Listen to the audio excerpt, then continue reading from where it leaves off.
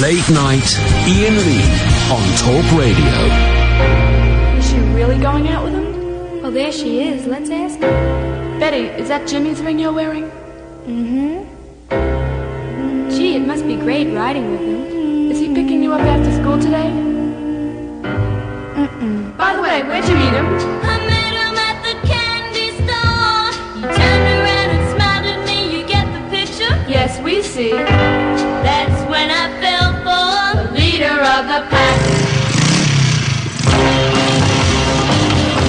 My folks were always putting him down.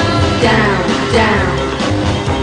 They said he came from the wrong side of town. What you mean when you say that he came from the wrong side of town? They told me he was bad, but I knew he was sad. That's why I fell for the leader of the pack. One day my dad said, find someone new. I had to tell my Jimmy with What you mean when you say that you better go find somebody new? He stood there and asked me why, but all I could do was cry. I'm sorry I hurt you, leader of the pack. He sort of smiled and kissed me goodbye. The tears were beginning to show. As he drove away on that rainy night, I begged him to go slow. Whether he heard, I'll never know. Look out, look out, look out, look out! I felt so helpless, what could I do? Wow! Remembering all the things we've been through. Stick a pencil out there. In school they all stop and stare. I can't have the tears, but I don't care. I'll never forget him, the leader of the pack.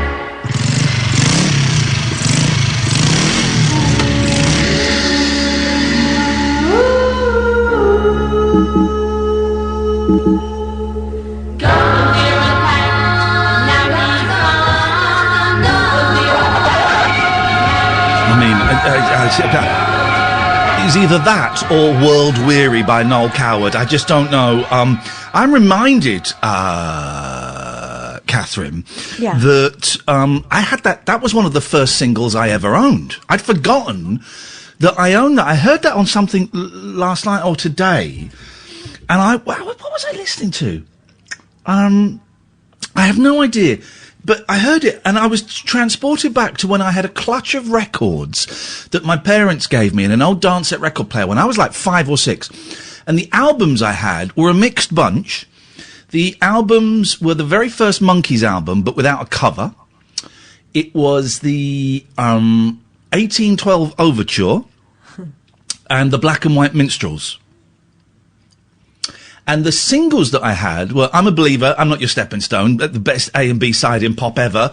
Debate, 03444991000. Is there a better A and B side? I don't think there is.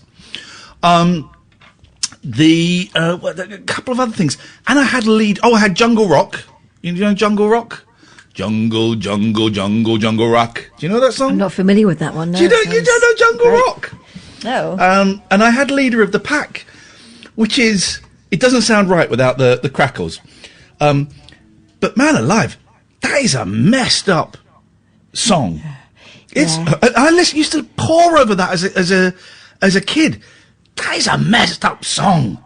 She met him in a sweet shop, and then it all goes pear-shaped. There were a lot of those songs, weren't there? There was sort of a spate of these tragic, rebellious youth, terrible car crash songs, weren't there? Yeah. I tell you what it was. It was on the Radio 4 Extra quiz show Counterpoint, hosted by Paul Gambaccini, and it was that they played a bit of that, and I was transported to being a kid and just feeling awful for the guy, but worse for that poor girl. Yeah. Because she was so in love with him, and I always thought, because it's there's a little bit of the Bananaramas in there, And I'm a big fan of Bananarama. And in that, I mean slightly bored girls that can't sing that well. Singing in unison, yeah. And I just remember listening to that song as a 6-year-old and thinking, oh my God, her friends don't really care. Well, this is awful what she's going through. Her friends aren't that bothered. Well, she didn't tell him straight away. I mean, it would have been a short song, wouldn't it? She's picking you up, no, he's dead. The end. She sort of says, no. And then they ask how they met, which isn't the usual thing. You would say, why not? But then again, a very short song. But yeah, it's one of those, isn't it? What other death songs are there? There are, of course, big sort of late 50s to about just before the Beatles, I think. And a lot of them got banned by the BBC. Also, that was the Shangri-Las. They were all white. Were they? Yeah, they were white. No. And I only just found that out when I was looking them up online. I wanted to go to YouTube to see if I could find a crackly version as opposed to the pristine Spotify. They were all white girls. Isn't that funny? It's the early 60s. Now I know that. I think actually it does, and I'm going to say something that doesn't really make sense, but in terms of sort of 60s girl groups, it does. Actually, it does sound quite white, and it's only because I was reading about Diana Ross and the Supremes yesterday, right? And that is most definitely a black band. You can tell from until they kind of became a little bit more, Berry Gordy tried to make them a little bit more mainstream, but you can tell that they are black singers and black musicians, and the songs are produced by black. You can tell. Yeah. But I just assumed that was anyway. Here's Jungle Rock. This was the song. God, I used to love this as a kid. I've never heard this. You never heard it? Oh. I was walking through the jungle just the other night. Wait to the chorus, man. I heard a big rumble and I thought it was a fight. We lost the listeners and came to move my feet. It was a jungle, jungle, jungle, jungle rock. A jungle, jungle, jungle, jungle rock. A jungle, jungle, jungle, jungle rock. A jungle, jungle, jungle, jungle rock. I knocked their feet and I had to move my feet. It was a jungle, jungle. Now this song scared the hell out of me, right? Because I always find songs that have got a lot of reverb on make me very, very uncomfortable. I don't know why. It's why I don't really like the early Elvis stuff. That reverb just makes me feel very nervous. And I just couldn't understand why this dude was in a jungle and then there were like people rocking in a jungle. Oh, jeez. That's surely a breach of the country code, isn't it?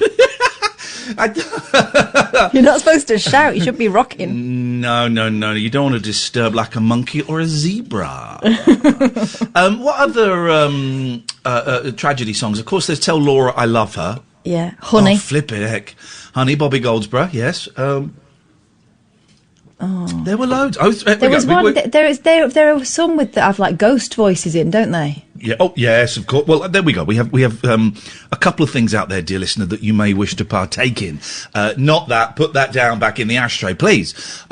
Is there a better A and B side than I'm a Believer? The beautiful, uplifting bubblegum pop of I'm a Believer, backed with the hard punk rock of Stepping Stone by the Monkees, and songs where people die. 0344 49, as if there's not enough death in the world. 0344 499 1000. I just need to check the boys are asleep. Hang on. Boys! Are you asleep? Good, okay, thank you. Yeah, they're asleep, they tell me. Hang on a minute. Aren't they good? Yeah, they are good. Are you sure you're asleep? Yeah, okay, no, they're asleep. They're fine. No, I thought I'd catch them out, but no, they are asleep. Yeah. You can listen on DAB. You can download any radio app, and there are many that are, well, let's be honest, better than ours. Or you can go online to the Talk Radio website, or you can watch half of the show here tonight, and that's my half, unfortunately, guys. If you imagine go to the YouTube, rest. Imagine the rest. YouTube.com/Iain Lee, and let's smash those like buttons. I was going to go to Thomas. Thomas is gone, so we're going to go to Gavin instead. Good evening, Gavin. Hello, man. Gavin. Yeah. We've had this conversation, mate, several times now. we both agreed that you coming on this show is not a good idea for anybody. We've agreed this several times now, mate. So I'm just wondering why you thought that rule didn't apply anymore. I think it doesn't apply anymore because I've been straight for about 6 months now. No, it does apply. It does apply. So congratulations on being straight, if that's the case. No, it's beautiful. Yeah, great, wonderful. Gavin, we have both agreed, me, you and Catherine have agreed several times on air now, mate, that when you phone us, it doesn't work out well for you and it doesn't work out well for us. And we have agreed that you can phone any other show you want, right? I appreciate that. But not this one.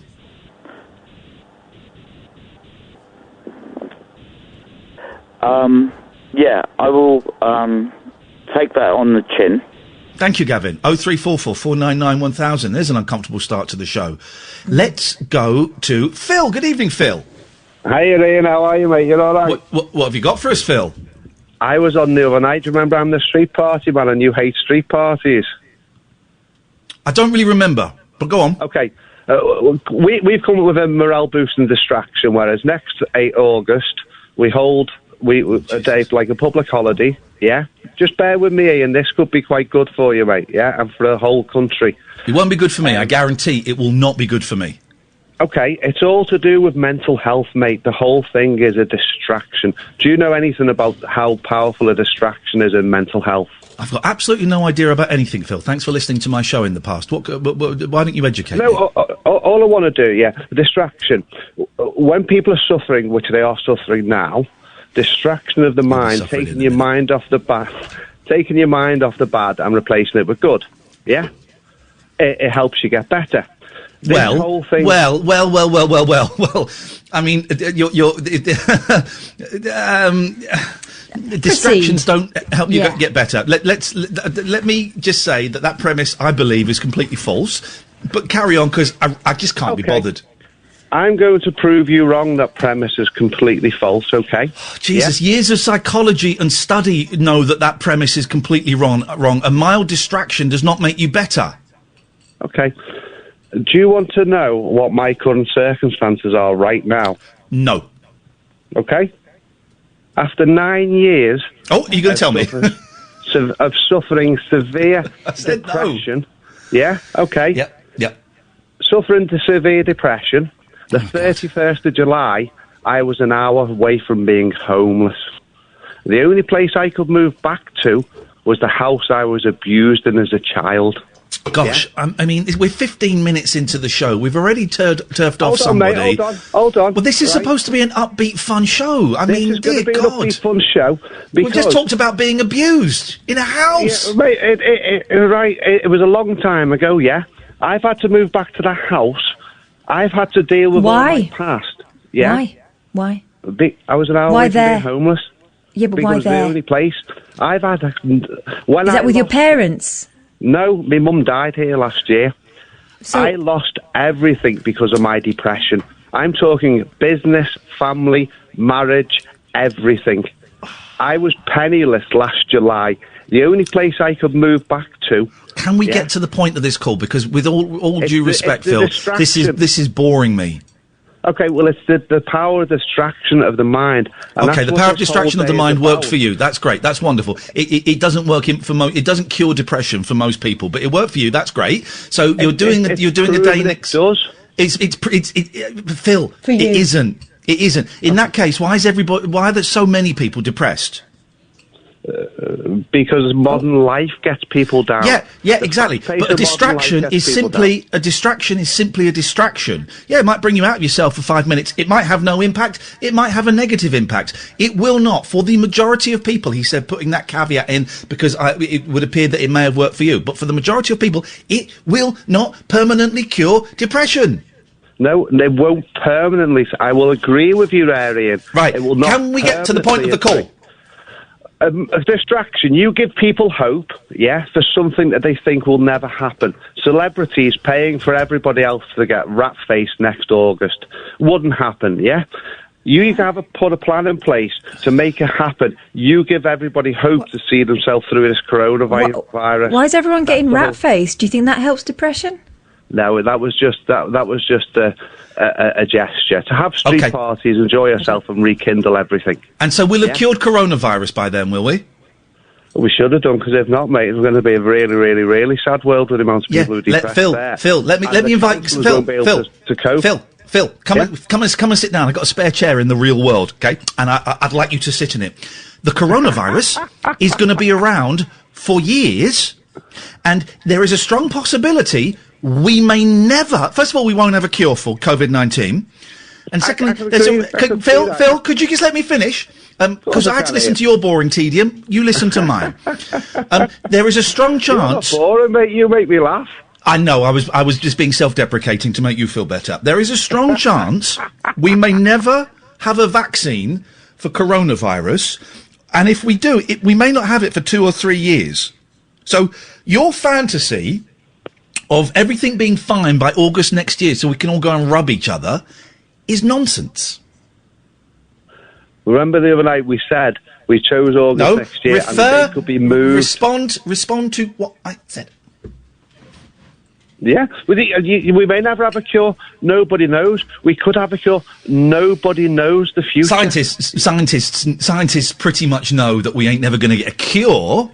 And I'm going to be specific with my words. And scientists are sceptical as to whether we'll have a vaccine in the next 15, 16 months.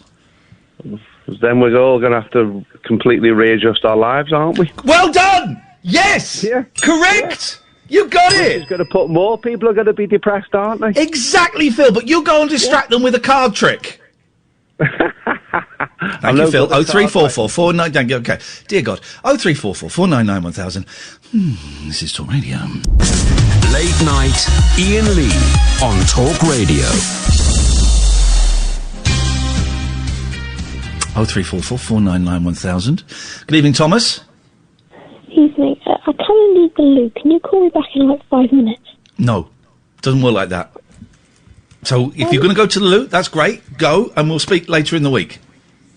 Okay, I'll hold. Okay. Do you think that it's... I'm only treating you... Someone told me off for being mean to you yesterday. I'm only treating you the way I would treat every other caller. Because that's fair. I'm not going to patronise you because you are young. Do you think it's fine that I'm getting tests by my school during this time? Yes, I do. Okay. And there he's gone. Something's shifting there, Catherine. Yeah. Something's shifting there. I'm feeling very uneasy about this whole thing. It's very Something's shifting there. Something's shifting there. Up until 10:30, we've said I'm kind of cool with that. Something's shifting there. The leader of the pack, Dave.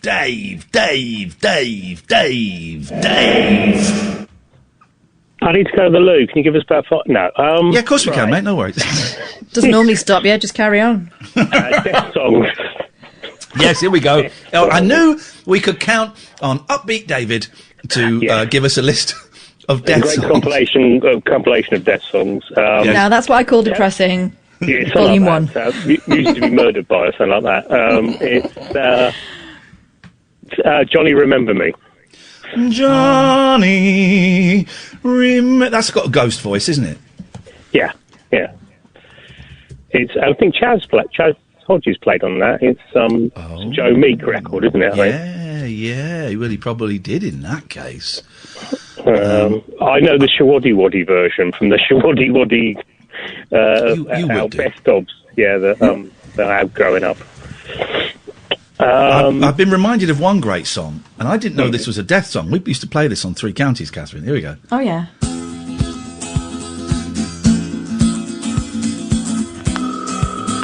Oh, yeah. But I didn't realise... Yeah, because she's... Yeah.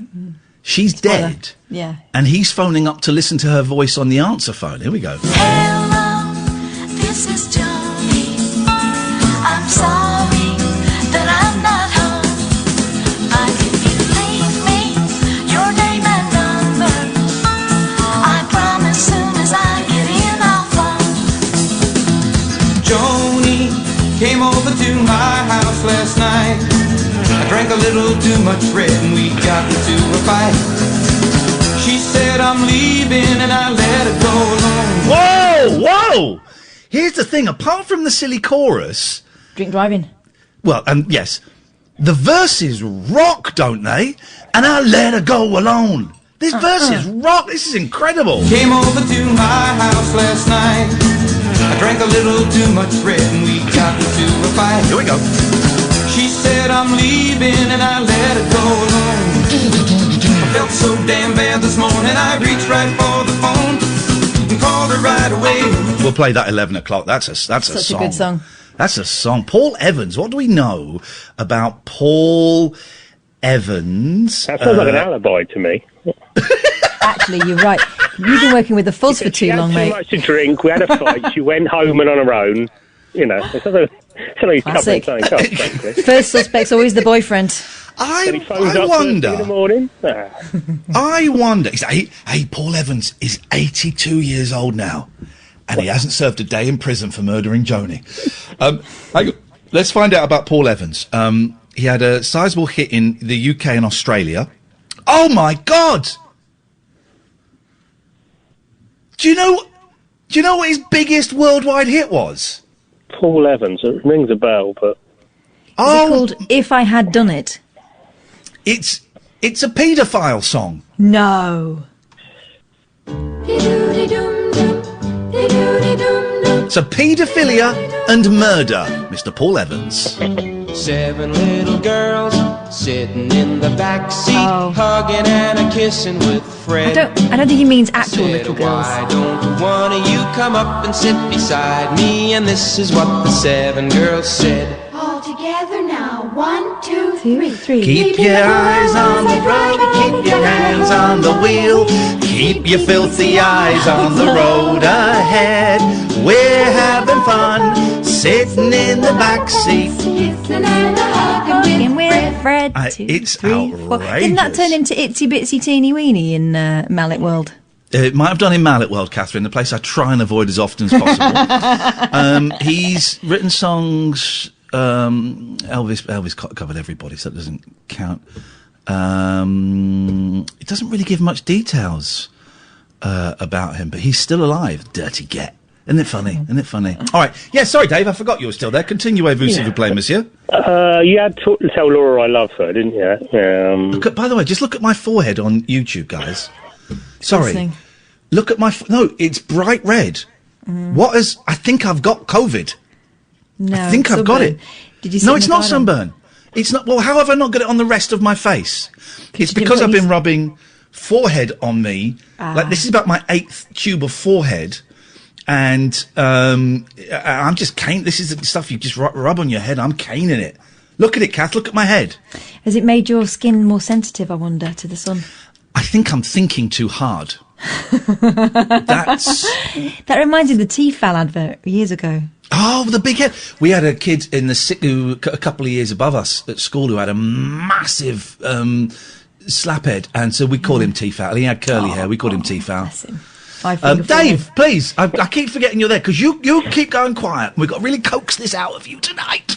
Okay, so Tell Laura I Love Her had an answer song called Tell Tommy I Miss Him, which was a minor hit. But there's one of the deathbed songs I like is Patches by Clarence Carter. You know Patches? Oh, yes, I do know Patches. Yeah. Sing a bit to us, Dave. I'm not going to do that. Okay, fair enough. I'm surprised you haven't named a famous post-mortem song, Wuthering Heights.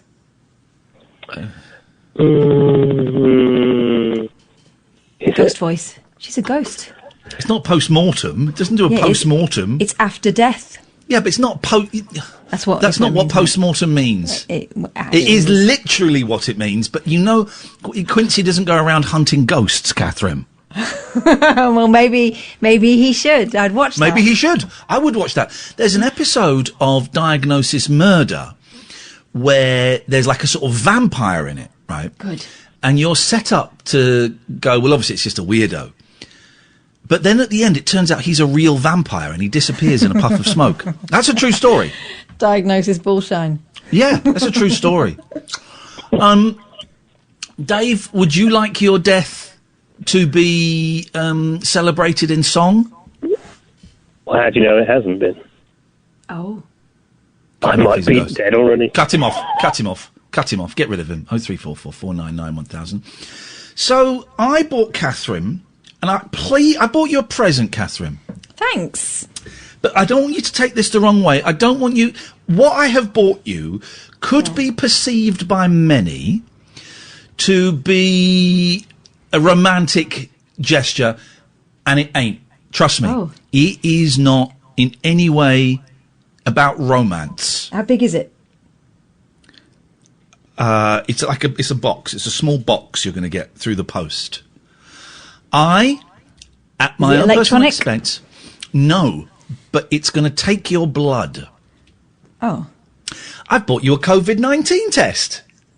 Thanks. No, thanks. Actually, I've been intrigued by those. I saw online today. I've bought us one each, and I thought that we could... Are they proper, though, or are they like from some... Proper. No, Scams or they're us? proper. Superdrug are selling them now. Okay. Superdrug are selling them for 69 quid, right? And they just announced it today, and as soon as I found out, I went to the website, and they've sold out. Oh. So I looked around online, and this is the test that the government came out recently and said is almost 100% accurate. It's the same test, right? All right. Is that the one Jeremy Vine's done? There we go. Noel Taylor's just sent me an email signed Noel Taylor, a.k.a. Liam Rolia, a.k.a. Lord Jesus Christ, and that goes straight to the spam. Yeah. And it's 69 quid, and people are rightfully complaining on Twitter, it's outrageous, we should get it for free. Yeah, we should get it for free, but we ain't. And, in fairness, Superdrug have, for years, been selling testing kits for all kinds. I noticed they had syphilis, and there were loads of testing kits on there that you can get done for free on the NHS. So they've always had this service of selling a testing kit for something you can get done for free for between 40 and 60 quid, I think. So I looked at that, they'd sold out. So then I Googled it, and there are loads of places now that are selling it, the same kit. And so I found one that was a little bit more expensive. It was 99 quid each. Ooh. Yeah, I know. And I thought, and I Googled this place. It's a legit place, and it is, it's legit. It's got good rating. So I've ordered us one each. Now, it's almost... Definitely. No, not definitely. I was going to say it's ultimately pointless. And it isn't, though, because if we do find out that, which I don't think we will, but if we do find out that once you've had it, you can't get it again, then there is a point to doing this test. I think most people are suggesting that isn't going to... Well, no, actually, I don't know that. It's a possibility it may not go that way, and that once you've had it, you may be able to get it again, in which case it's kind of ultimately pointless. But I'd just be really interested to know. It will not improve my life in any way until we know whether you can get it again or not. It will not really change... It won't change how I behave. It won't change my going out behaviour. But... I just really want to know if I've had it. I really want to know if I've had it. Because we were both a little bit... Well, we were both quite ill at the beginning of the year, weren't we? Yeah, like there was something. Yeah. So I thought we could do it. What you do is you get a little kit. There is instructions. You've got to clean your hands, and you've got to do all of this and that. Then you've got to take a blood sample, and you send it off, and I think you get the results back in like 3 or 4 days. I thought send it off. You've got to send it off. Yeah, it's not like a pregnancy test. You've got to send it back, and they do it in the lab. The ones I've seen, you put it in like a little hole in the thing, and it flashes up differently. Oh, really? Have I bought the wrong one? Don't know. Oh, shit. Hang on. We'll see. No, it's all good. It's all good. No, I think hang on a minute. Superdrug COVID test. I think the Superdrug one you've got to send back. Yeah, you've got to send it back. I think. Let me just read this on the Metro. Results are posted through Superdrug's online doctor portal 24 hours after reaching the lab. So you've got to send it back, yeah. I thought we could... wow, Cody spelt way strong. thought we could answer... I would like a waste of money. That's ever expanding. We could open our envelopes on air on the show. Because it's not like saying, you're doing a pregnancy test on air or a cancer test on air or anything like that. It doesn't actually change it, but it tells you if you've had it or if you haven't had it. And I would love to know. I'd love to know. So, no, it's not a waste of money. I would love to know. And the people that are complaining, £69, well, Superdrug have always, as I said, have always done this. And also, this is what happens when you've got an incompetent, lying government. So don't have a go at Superdrug or any of the other companies. I'm up for it. I want to know. And also, because one of my boys reminded me that a while ago, before this all really kicked off, he had a terrible, terrible cough and was really poorly for a week. Now, may just have been a terrible, terrible cough, but it may not have been.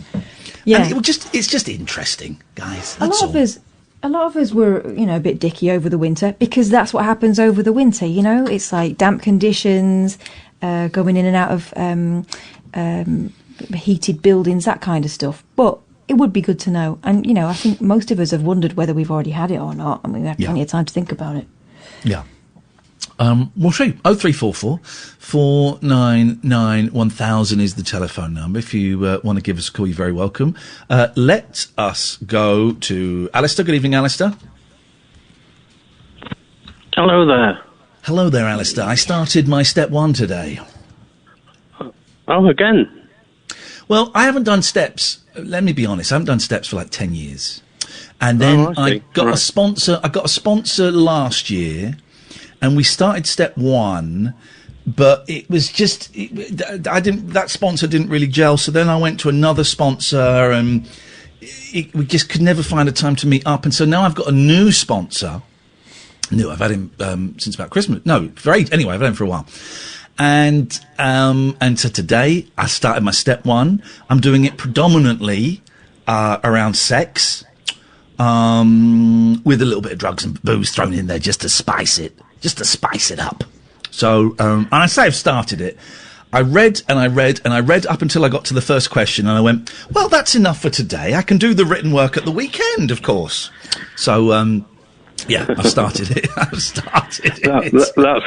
how I've been. I got to step 4, and when I'd not been feeling so great, I feel fine now this week. But the last, I couldn't do any of it, and I sort of confessed to my sponsor that I've not been really doing well. But he was fine about that. It's just do it at your own pace. Yeah, exactly. So exactly. Anyway, Alistair, what can we do for you on this very, very sweaty evening? Right. Well, you mentioned sad songs, right? Yeah. So I've got a song. It's not a single or anything, but it's on an album from a while ago, and I wondered if you minded if I'd go at the end part of the end of it. Okay. It's called Get 'Em Out by Friday. Oh. Who's this by? The Style Council? Genesis. Oh, Jesus. But pre 71, so it's not. Okay, it's not. What you want to sing it? Well, just the end of it. I'll just do 4 lines. Go on then. Okay. Right. I'll just gotta breathe a bit and prepare. Right. So. But basically, just the song is about. You were about to go for it then, and then you pulled back and started talking. You were going to do it then. No, it's about people being chucked out of the house. Okay. So, right. So here we go. 1, 2, 3, and then I hear the directors of genetic control have been buying all the properties that have recently been sold. Yes. Taking risks so bold. It's said now that people will be shorter in height. They can fit twice as many in the same building site. They say it's all right. 4 very long lines. Shall I stop there? Yes, please. Thank you, Alistair. That's very kind, and I appreciate it. 0344 499 1000. This, dear listener, is Talk Radio. Late night, Iain Lee on Talk Radio. Oh, God. What? Someone just got on Twitter. What's happened? So someone say said... something. The government advises against antibody tests, even from Superdrug. I've replied, well, the government advice on this whole thing hasn't been great, so I'm going to take that with a pinch of salt. And then Romy Serrati says, okay, Iain Lee, I can't believe I have to point out that calling anybody's story of lifelong depression and childhood abuse tedious and boring is beyond disgusting and irresponsible. Were it not for Julia Hartley-Brewer and Mike Graham, I would boycott talk radio. Okay. Romy. It's not actually what I said. His call was boring, but anyway. Also, do a little bit of research before you start kicking out people. Just a little suggestion. Oh my God, people! Hello, this is Joni. I'm sorry, but I'm not home. Hello, Arlene. Hello, you two. I have got very interested in your subject on death songs. Okay. And I have in front of me a book which is called Death Discs by someone called Alan Clayson. Okay. And that goes into very detail. But I also have a CD called Dead, the Grim Reaper's Greatest Hits. Okay, now I think we need to be looking at your hard drive. Yes. So, a couple of the songs are by, well, two of them are by Jan and Dean. Dead Man's Curve. Yes. Won't come back from Dead Man's Curve. And of course, Jan Berry crashed his car on Dead Man's Curve, and he barely came back. And the other one is A Beginning from an End. Oh, don't know that one. No. But another two is one called Twinkle. It's by Twinkle, and it's called Terry. Oh, yeah, Terry, yep. Yeah, and Seasons in the Sun by Terry Jacks. Terry Jacks, that was a terrible song. Goodbye, my friend, it's hard to die. Awful song. I mean, just one of the worst.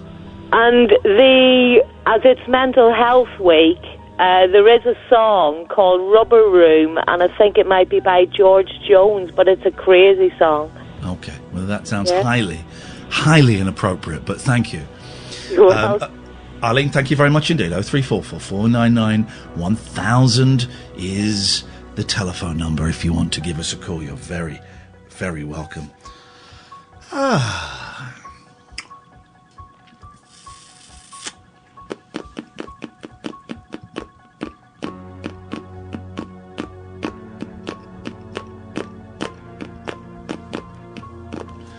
Let's do a love bomb. I'm just working out, can I do it from here? Yeah, I can. Should we do a Periscope love bomb? Yeah, go on then. Let's spread some love. Spread a little love in your heart. Guys, go on to periscope.tv/. Which, of course, means Sam needs to get his finger near the dump button.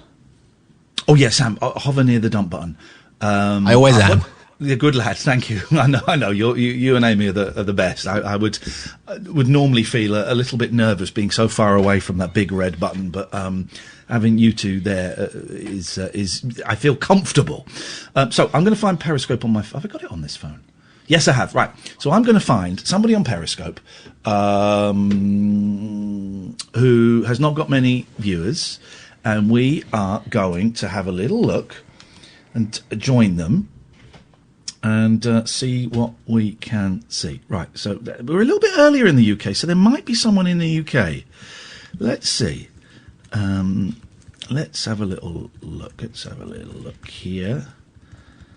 Why is everybody smoking spliffs on Periscope? Lockdown. Lockdown, rock down. Get your rocks down. No, there's no one in the UK of any interest. Right. So we're going to go to the United States of America. What's that? Hang on.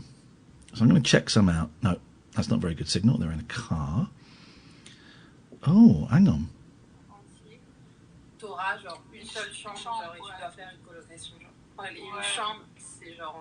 What are they saying, Catherine? Et ça peut monter jusqu'à genre super cher. Paris, ils abusent, une chambre, c'est presque 1 million. Mais quand je dis une chambre, genre là, les prix, c'est de location, genre, je sais pas... She's talking about the price of rooms in Paris, I think. Okay, well, she's in New York, so she shouldn't be, so that's misleading. Okay. Oh, another one. Just smoking weed. I mean, when I used to smoke weed, it was a very, very private experience. And I'm so grateful no photos or videos were taken. And then someone got in touch with me. My friend Simon and his friend Phil, who I've not seen for ages, reminded me that years ago, when I was doing the 11 o'clock show, I compared this really small little charity event for them somewhere in the southwest, somewhere in Somerset, and the headline act. It was in like a church hall or something, and it was to raise money for dogs or something. I did it because Simon was a mate, and his then girlfriend organised it. And the headline act, so it was quite a good draw, right? The lineup was, I don't know who the other bands were, but hosted by the bloke from the 11 o'clock show, while the 11 o'clock show was still going on. Yeah. And the headline act was Crispian Mills from Cooler Shaker, who still had a little bit of, and I remember he played the Fall Guy. And, I was emailed by Simon and Phil, who'd been there, saying, I videoed it. Phil said, I videoed it, and I found the tape of it. And he sent it to me, and I'm never going to watch it. But then Simon said, yeah, I watched it. It's hilarious. It's basically you and Phil skinning up in a car. Wowzers. That was me letting my guard down, because I would never, I thought I was very careful at not allowing that stuff to be filmed at all, and I'm saying that with my children in the house, dear God. Okay, let's try and find somebody. Oh, this could be nice. Hang on.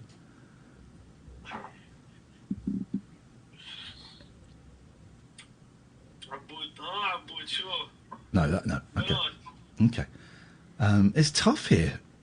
Come roll up and talk to me. Stop smoking weed on bloody Periscope, you stoners.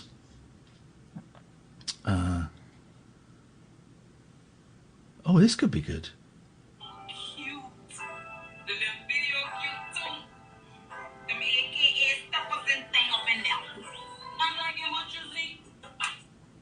Oh. We got it. This woman's miming. She's got 3 viewers. Right. Hang on, let me just take this off. I'm going to hover because it might be sweary. But I think we might be okay. So, it is. Oh, hang on. Share live on Twitter. Hang on, so I'm sharing it on Twitter. I think this should work. Periscope.tv/she as in Bumblebee, glam. She B-E-E glam, G-L-A-M. That should work. I'm tweeting the link now. Go in, be nice. Be nice. She's doing a lovely little dance there. She's got 4 viewers. Does that link work, Catherine? Yes, it does. Let me just... Get in there. Send love. We've got 22 viewers. Here we go. 25. Just hover over that dump, Sam, because I'm trying to... here we go. Hey. Wait a minute. That's... Oh, Jesus. Take the wheel. I see 52, 54 people. What's going on? Hello? Who is in here with all these... Oh, Jesus. What's going on? 114. Here we go. Somebody share me. Oh, my God. Hello, everyone. Here we go. Somebody share me. Who share me? Because y'all are coming out the woodworks. Hello, everyone. I am She Glam, a freelance makeup artist. Look at her incredible eyelashes. Yeah. And a box grader. Oh my God. Hello, everyone. It's like, who did this? I'm telling y'all, I'm going crazy now. You've got to admire her dedication to lashes. People in here. Those lashes are going to take off. Yeah, they're going to hit the screen. She comes in closer. So periscope.tv/she B-E-E glam. In a matter of seconds. 252 from 4 to 252. Be nice. All right, let's go. Woo. Yay. Hey. Hello, everyone. We're going to reach 300. All I'm doing is listening to my songs of choice. That's all. 302. Hello. Something that went on. I don't know. This is weird. Oh, did you see that? She did skunk face. I'm live on Talk Radio in the UK. Oh, yeah, stink face. Are you serious? Stink face, I apologise. I called it skunk face. That's outrageous. Oh my God, what radio am I on? In the UK. Hello. Oh, I love her. Welcome. Periscope.tv/she-be-glam. Hey, I see London is all up in the building. Hello. Yes. Hi. I hope you guys are I'm going to see if I can call her. Hang safe. All is well. I'm going to see if I can call her. You guys got me sweating. I'm like, what is going on in here? Yes. Oh my God. 357. This is insane. What does this mean? Okay, I don't know what that means. Okay, hello from Ireland. Hello, everyone. She's got more people in there than are watching me on YouTube, Kath. I will keep singing, actually. Let me put on something that I can sing to for you guys. Oh my God. Like, I'm overwhelmed. We're going to get close to 400. This is ridiculous. I believe that you all are in here. Hey! Let me sing something. Someone said, Lane said, I live in a town called Seaham. It's CAC. Oh, I love her. I love her. This is weird. Don't tell her she's I've one of never had close to 400 people in my broadcast. She had 2 when I found her. I love her. Oh, now it's become a broadcast. I just don't believe it. I will sing for you. Oh. Just wait a minute. I'm trying to find a song. Yeah, baby. Oh. This is it. Okay. Let me go here since you want to hear me sing. Yes, we do. Let me do this, girl. I do know this song. Oh, my God. Sing for us, I will sing. Hold up, let me find a song. Give me a, hold up, all right. Here we go, baby. I've been waiting on you. Oh, she can sing. She actually can sing. And sit for a while. I thought it was going to be one of your songs for a minute. You thought what, Kath?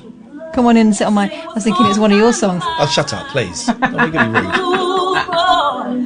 rude. Yes, come on. Something in my soul ain't right. I can't sleep. She's actually really good. We've just Periscope love bombed somebody. If you've got a computer, a phone, or a tablet, periscope.tv/she-be-glam. She-be-glam. All the neighbors stop and stare. My pastor says to stay in prayer. Like now, it's raining. The whole world is full of this pandemic. But we gonna make it. We gonna make it. Stay strong. Remain safe. Stay in your house. Don't go nowhere. Unless you have to. Because that coronavirus is out there. I'm just saying. Stay safe, my people. We all in this together. Oh, okay? I love you.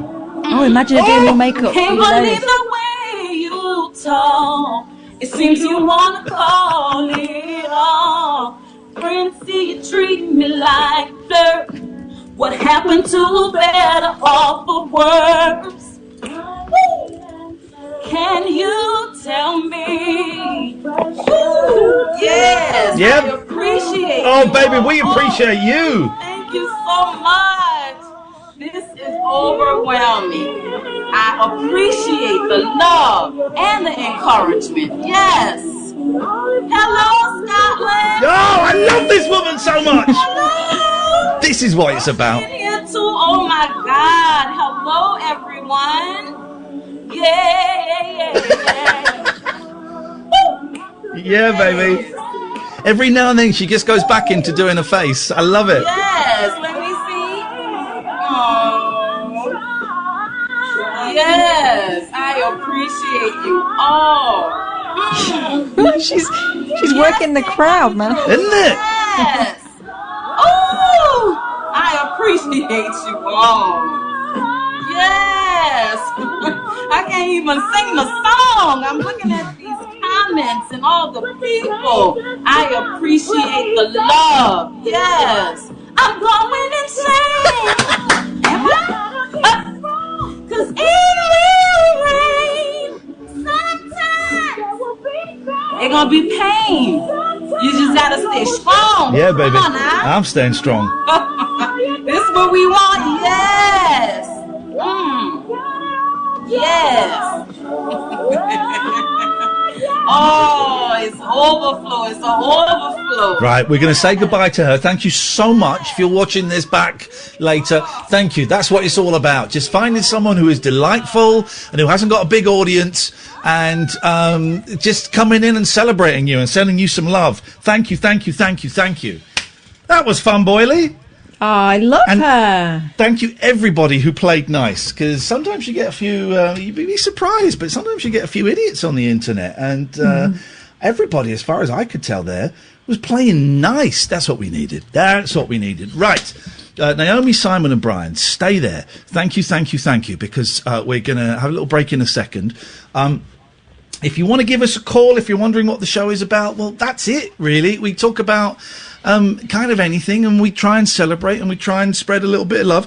It's hard to do it all the time. I'm a human being. I get things spectacularly wrong from time to time, but I'm doing my best. I'm doing my best, and I'm trying to tidy up things that I've got wrong, and I'm trying to do less things. There's mosquitoes. Look, I'm squeezing oh, I squeezed it in my finger, and it popped. Oh! Yucca. Oh, mummy. But this is, this is the show. It doesn't get any more complicated than this. So, if you want to give us a call about anything, please do. I really ask that you be sober.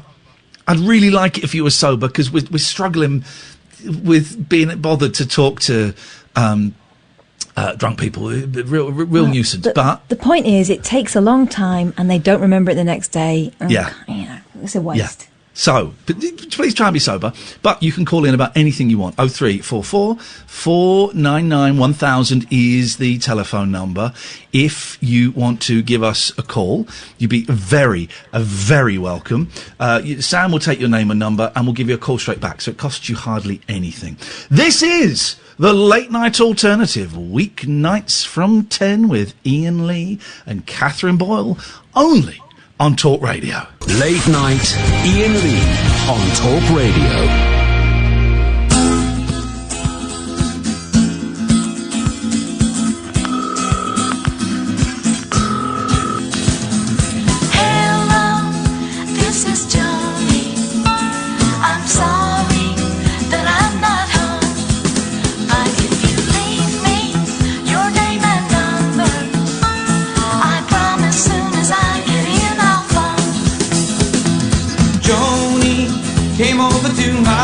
Last night I drank a little too much red and we got into a fight.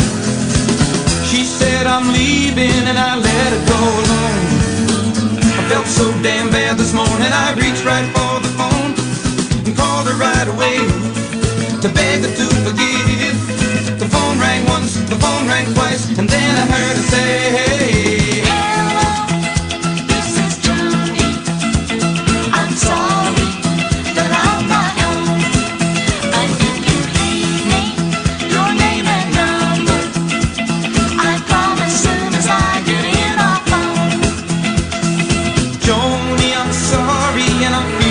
so small.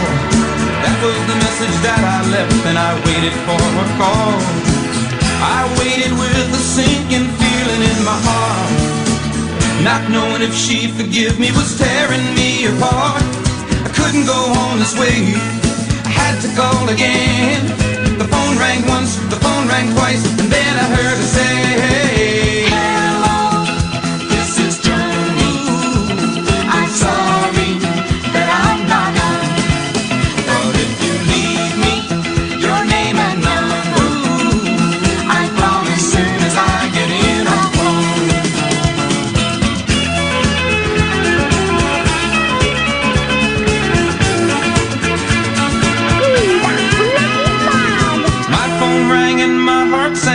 baby's called at last. Instead it was a friend who said that Joni's car had crashed. I never should have let her drive home angry from my place. I'd never hold her again and kiss that funny face. But still there was a way to hear her voice again. The phone rang once, the phone rang twice, then I heard her say, hello, this is Joni. I'm sorry that I'm not home. I'm so sorry, Joni. Leave me your name and number.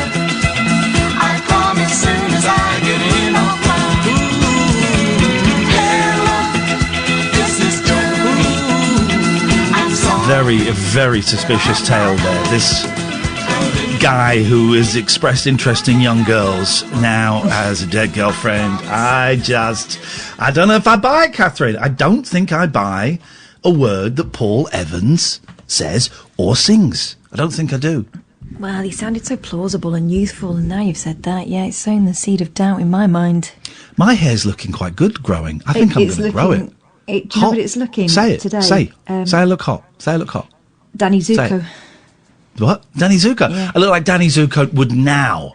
Like Danny Zuko is a dad, and he's grown up. Is Danny Zuko John Travolta? Yeah. When he had proper hair, when he had hair. Yeah. I look like Danny Zuko now. Cool. Now, got a white tee on. I'm looking hot for the ladies and for some of the guys as well.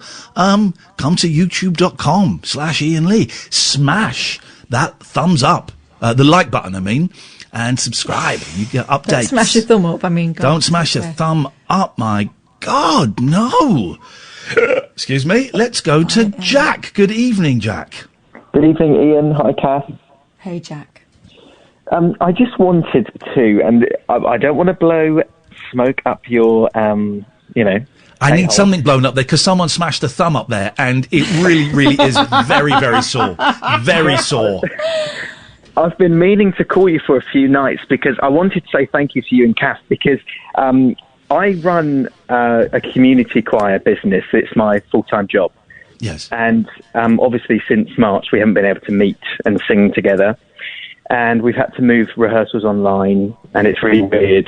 And some people had to cancel because, they can't afford to keep up their membership. And basically last week, I sent an email out to all of them saying that I need them to vote whether to take a complete break from the choir, I stop doing all the online stuff, or they continue but at a reduced fee, because obviously we're not getting the main part of our service, which is singing together and performing. Yeah. And it was kind of like I started World War III because they replied, and I never thought that I'd argue with, I've got 300 members, I never thought I'd argue with 300 of my members about wanting to keep paying my full membership. Yeah. And I was talking to my housemate and I was saying, but I don't get it because I'm offering them like 50% off and my friend was saying, yeah, but they love the choir. It's like a lifeline. They look forward to the online session for an hour once a week. Yeah. And I couldn't get my head around why they loved it so much. But charge them more. You should charge them more. Increase. You guys increase the fee. You guys took a couple of nights off. Yeah. And I thought, Ian and Kath are back tonight, and I looked forward to it. And it made me kind of see it from maybe my members' perspective in that... We're going to charge you more. Well, exactly. We get this for free, and I look forward to it, and I enjoy it. And when you had a couple of nights off, I missed the show. So I texted my friend, and I said, I think I get why people are worried about me closing it. Because I heard one of your callers say, like, a couple of weeks ago, like, I'm worried that you might not renew your contract, or you might... And now I get it, because I've never had something where I kind of like look forward to listening, or I look forward to, because all I do is the singing stuff. Like, I don't have a club that I go to on a Friday night, for example. So now I'm a customer. That is very, very kind, and thank you. And it sounds like you work or you sing with a lot of really keen people who are there for the right reasons, and it sounds like a very, very special group that you have in some way cultivated. So well done for that, because that's not an easy thing to do. You know, No, it sounds like you've done well. Really lucky. They are really, really lovely, and they said, please, don't stop the choir. We want to keep paying. We can afford it, and that was amazing. But I said to my friend Dan, I said, if Iain and Kath around next week and said, we're really struggling, or it's going to be a couple of quid, or whatever, a session, or I would consider doing something like that because I get value out of it. Wowzers, well, we're going to send you an invoice. Jack, we are happy. We got all our little extracurricular things. We got merch, and we've got Kath's art, and we've got my Patreon, and we've got the rabbit hole, stuff like that. Art. But we we get paid well for this. We are happy to do this, and then we get calls like yours, and it kind of, after a day of self-doubt and self-loathing, it's nice to hear something like that, Jack. So thank you. Kath, you were going to say something, or you were yawning. I can never tell. No. I am trying to think about what the two things have in common, and I think it's about distraction and escapism. Something where you can... I've been in choirs. When I was a kid, I was in choirs all the time, and when the harmonies kick in and you're in the middle of that, it is something else, and that fellowship, and it's sort of a primeval thing, right? You're communicating, you're watching each other, you're moving in unison, you are, as one. God, people are lonely at the moment. I think that's probably what they want to hold on to. That moment of not thinking. Me and my paintings, right? I started out doing them just for fun, and it's just I can concentrate on something completely disconnected from reality for an hour or whatever it might be while I do that. And God, there's no harm in that at the moment. Everyone needs that. Yeah, that's true, and I think people just, like you say, even though they are singing at home on their own at the moment into a computer screen, they've still got that catch up with their friends every week, and it's really strange times. But I just want to say thank you to you guys because we don't pay for this service and we get to enjoy it. Thank you, Jack. I appreciate that, mate. You stay safe, and we'll speak again. Thank you. Thank you very much indeed. Although, Catherine, I will be honest, disappointed he didn't ask us to join his choir. That's disappointing, because he will have heard us sing if he's fans. If he's a fan, he will have heard it. What he wants are, kind of people who are going to blend in, and we're I'm a feature solo. singers, aren't we? Yeah. I'm a solo, and I'm really, really focusing on my songwriting at the moment. Got very important messages. Dear God, I was just thinking, there are going to be so many... You just imagine going to a stand-up club, right, or watching a stand-up on Zoom, and it's all going to be... Have you tried dating during coronavirus? My God, the whole lockdown is just killing the dating scene. I met one girl and I wanted to get closer than 2 meters, and she put on a mask. It's all going to be that crap, isn't it? And also, no one's having any experiences that they can, expand upon. Or well, this is why we're struggling slightly. Maybe not we. Let me speak for myself, because maybe you're not. But I am struggling slightly to find content for the show because I'm not doing anything. And so much of the show previously has been based on what I've done and what I'm doing in the day and what I plan to do and how I'm feeling and stuff like that. We can still do the feeling stuff, although it's pretty, miserable. But there's so I'm not doing anything today. What did I do? I sat in the garden for a bit. I had some cream that was off, but I just about survived it. That's quite good, actually. What are you doing to yourself? You're like a human petri dish at the moment. I don't like throwing food away now during lockdown. Now I've learned... Well, not directly, but your toilet's being punished for it. God. I have learned to be... I used to throw away too much food. I was... everything that was wrong with this country and this world. And now I do not throw any food away, apart from a lot of potatoes. I seem to be buying potatoes, then forgetting I've got potatoes, and then throwing a lot of potatoes. And, but yeah, no, I don't like throwing, so I'm playing very fast. And today, as it turns out, very loose with the Best Buy dates. And but the cream was in date, but you have to consume within 3 days of opening. Yeah. And I opened it 5 days ago. It smelled okay. Yeah. But the taste was not okay. but I powered through. I powered through. Well, that's what that cream's going to do. Exactly, dear listener.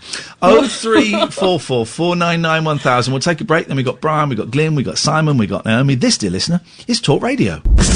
Late night, Iain Lee on Talk Radio. What other online meetings are there? So I'm doing a lot of AA meetings. Gatford was telling me he had an online prayer meeting the other day. I saw on Sunday when Zoom was down, the day that we needed it, the loads of churches of all kinds of faiths, the 9 major faiths, doing their church services by Zoom. Obviously, family quizzes. What else? Oh, what God, else is I'm going done on? with quizzes, man. Sorry? I'm done. I'm done Why? with quizzes.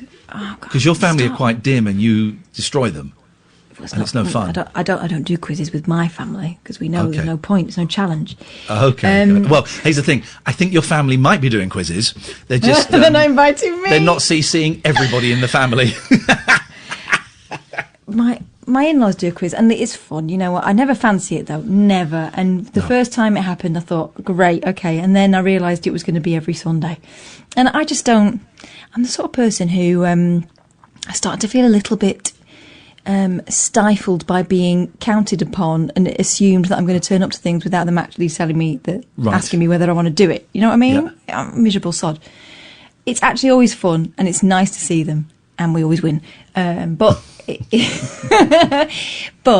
I'm over quizzes. I'm so over quizzes. Can we do something else, please? Yeah. Can we have a dance or something? Here's what we can do. We can talk to Brian. Good evening, Brian. Good evening, Ian. Good evening, Kath. What have you got for us tonight, sir? Well, I've got a really dark death song and a really lousy film for you. This is the guys. This is the radio show summed up in one sentence: death song and a lousy film. This is what the Late Night Alternative is all about. Yes, go on. The first cab off the rank is the death song. This is "The Mercy Seat" by Johnny Cash. It's about a man singing as he's fried on an electric chair. Oh my God! And it's really dark. Oh yeah. Well, Cash, of course, was great for really pumping out some bleak stuff. You know, I shot a man just to watch him die. He was definitely the man in black. There's no denying it. Oh, there's another one. Do you know a band called Godspeed Black Emperor? I know the phrase. Yeah, I know the phrase, but I don't know if that's... They do a track, I think it's called Black Flag Blues. Okay. And it's well worth listening.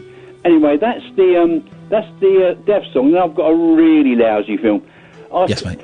For years I couldn't work out what I thought was the worst film I ever seen. I thought, was it some late carry-ons? Was it the Confessions of?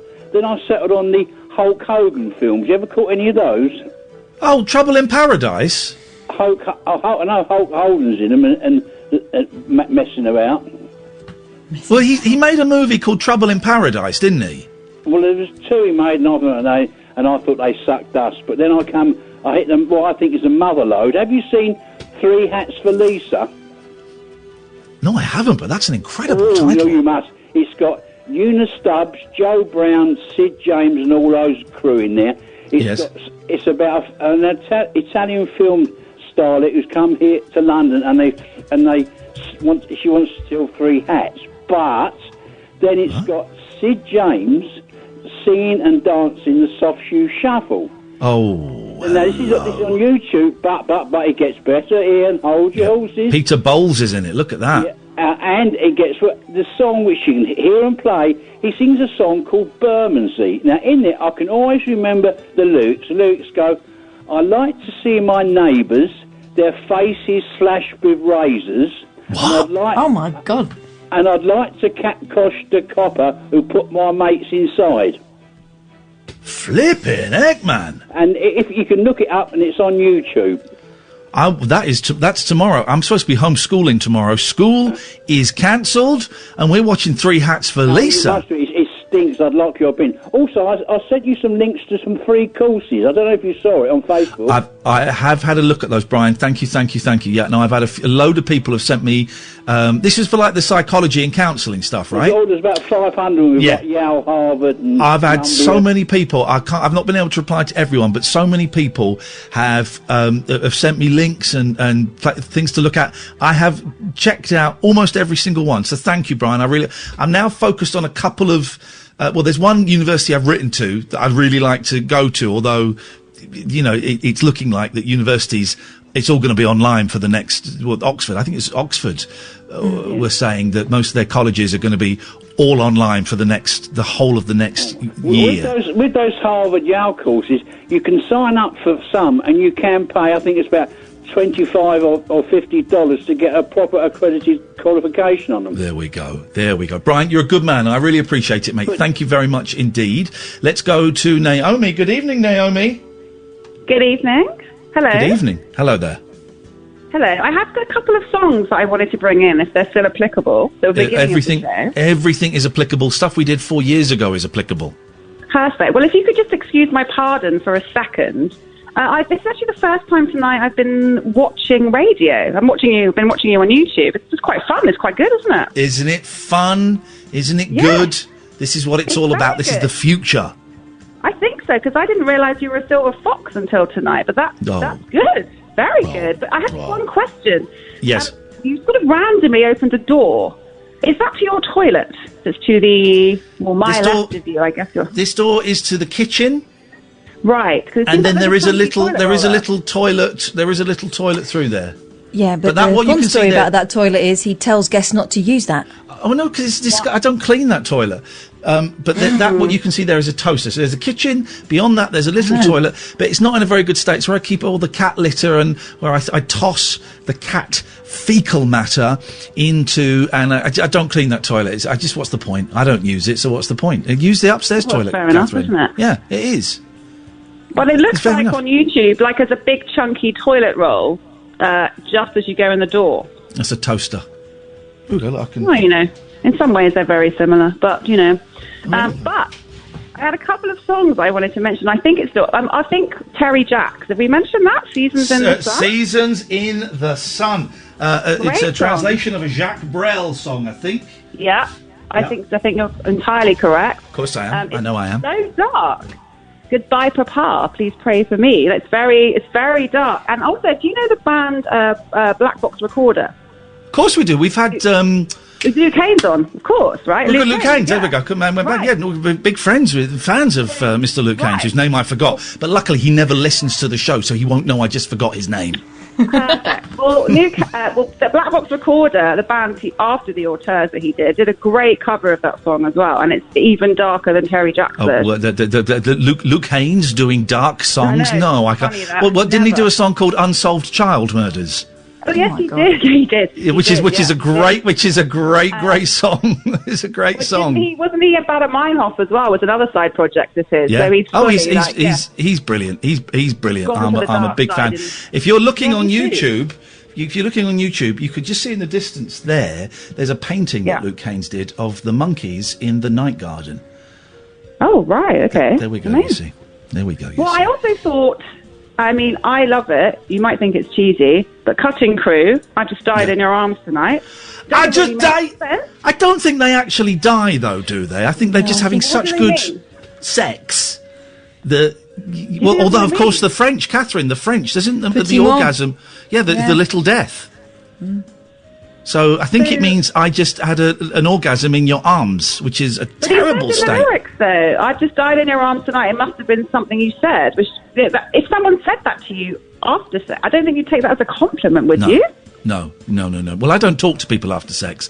I think it's a horrible, horrible thing to do. Why would you want to have any form of intimacy? Isn't it? Yeah. Naomi, thank you very much for that. 0344 499 1000. Sam, we did that quarter past break, didn't we? Yeah. I'm getting better at this. Let's go to Andy. Good evening, Andy. No, how are you doing? What you got? I shouldn't say that because you've told me not to say that. 2 nights listening. This is my third night listening. I didn't know you were out here doing this, you and Catherine. This is amazing. I was like cooking up some tea. I was bored of some other radio channel. Put you on, and you started off with that satire.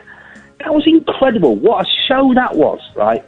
Anyway, you do this song, this song that has this word Khaleesi in it, the jazz thing. And I went out into the back garden, and I was rooting up dandelions with this tool that I've got, that you put it in, it's got 4 prongs, and it pulls the roots out.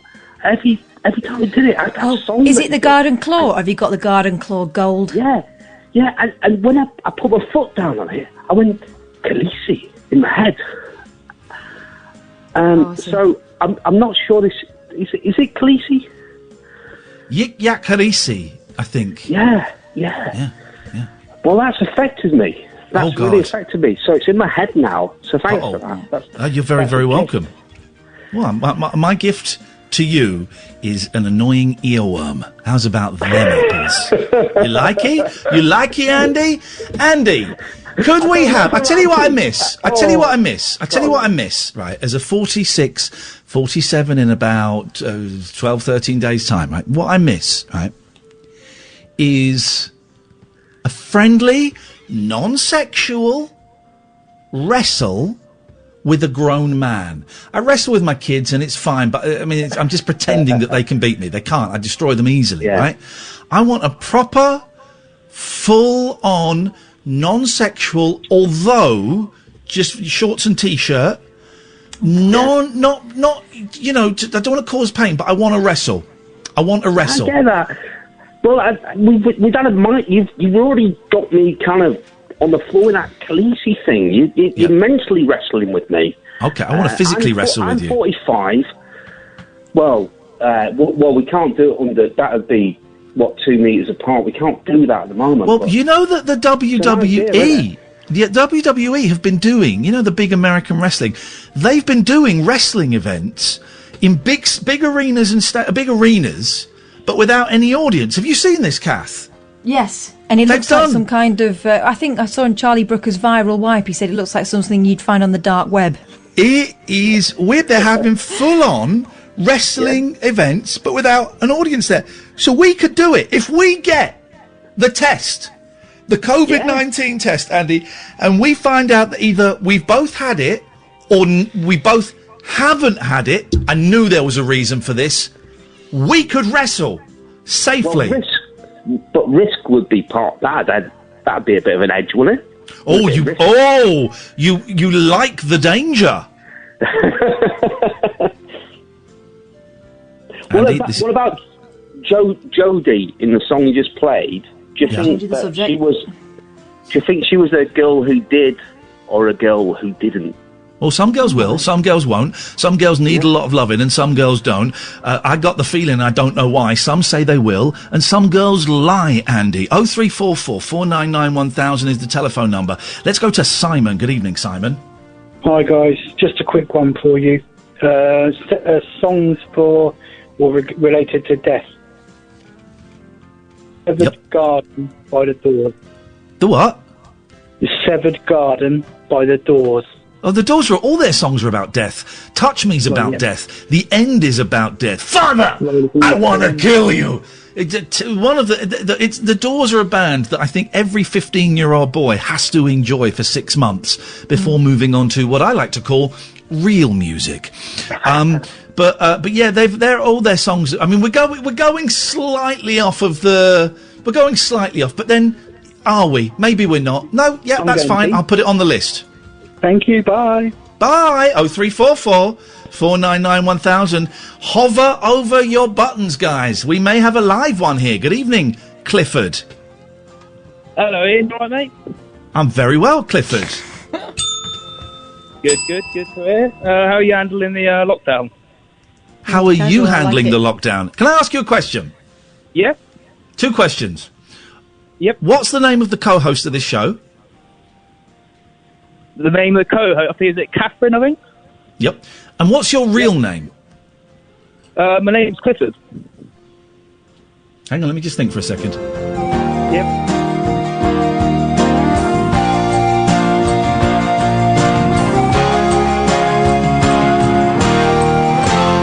right then, Clifford, what have you got?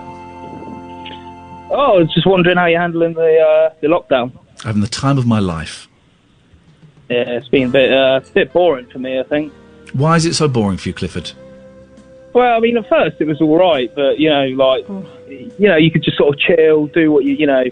Why have I? Let me stop the clock. This sounds like a stand-up routine. I'm waiting for the. Why do punchline. I feel like this is going somewhere? Why do I feel like this is going somewhere, Clifford? Why is my radar going ba-ding, ba-ding, ba-ding, ba-ding? What radar are you on about, baby? I'm on about the Bullshine radar, baby boy. I'm not sure what you're on about, mate. I'm just really bored, really. Like, there's only so many. Just an average guy. So many times. I'm just a normal guy.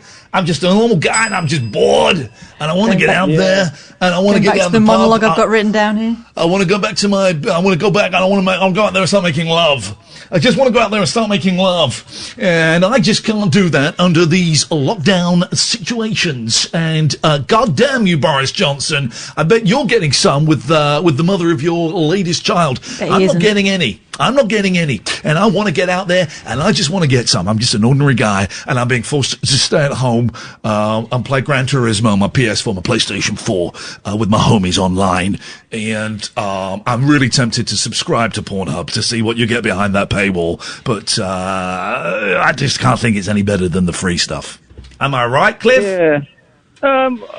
Maybe, yeah, but I don't know, like... I tell you what, Cliff, I tell you what we're going to do, right? I know you've got a bit coming, I know.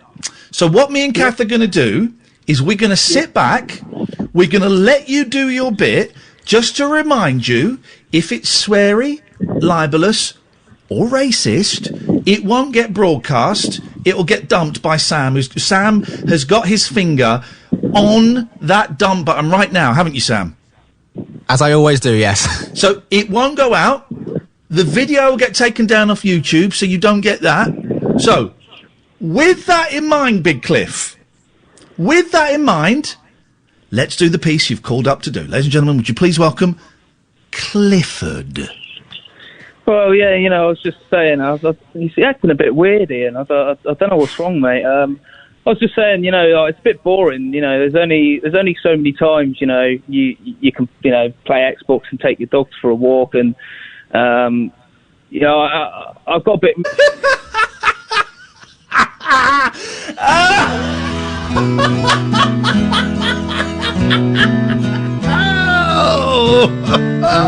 Excuse me. That reminds me of something. Reminds me of this. I once had a girl, or should I say, she once had me.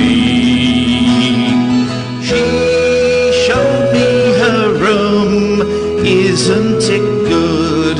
Norwegian wood. Asked me to take off my clothes and to shit anywhere. What? So I looked around and I noticed there wasn't a chair. Yeah. So I sat on a rug, biding my time, drinking her wine. We talked until 2, then I said, I need a poo.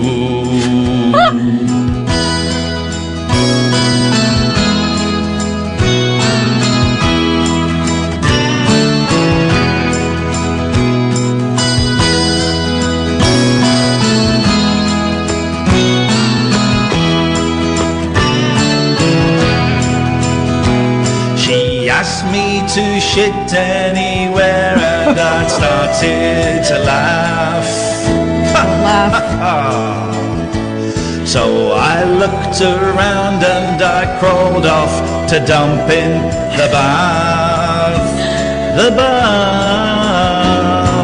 And when I awoke, This bird, I was alone. This bird has flown. I mean, bird as in woman. And oh, I lit a fire. Isn't it good? Norwegian wood.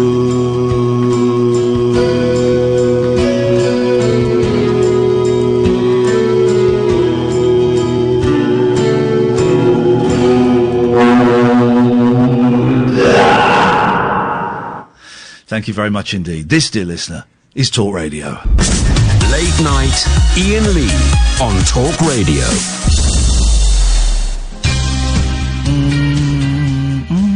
0344 499 1000 is the telephone number if you want to give us a call. You can listen to us on DAB as podcasts, or you can come and we've got nearly 400 people watching on youtube.com/Iain Lee. Smash the like button. Please subscribe. Let's get up to 9,000 subscribers. Oh, and just to let you know, we've got all these little side projects as well. So the radio show is kind of the mothership.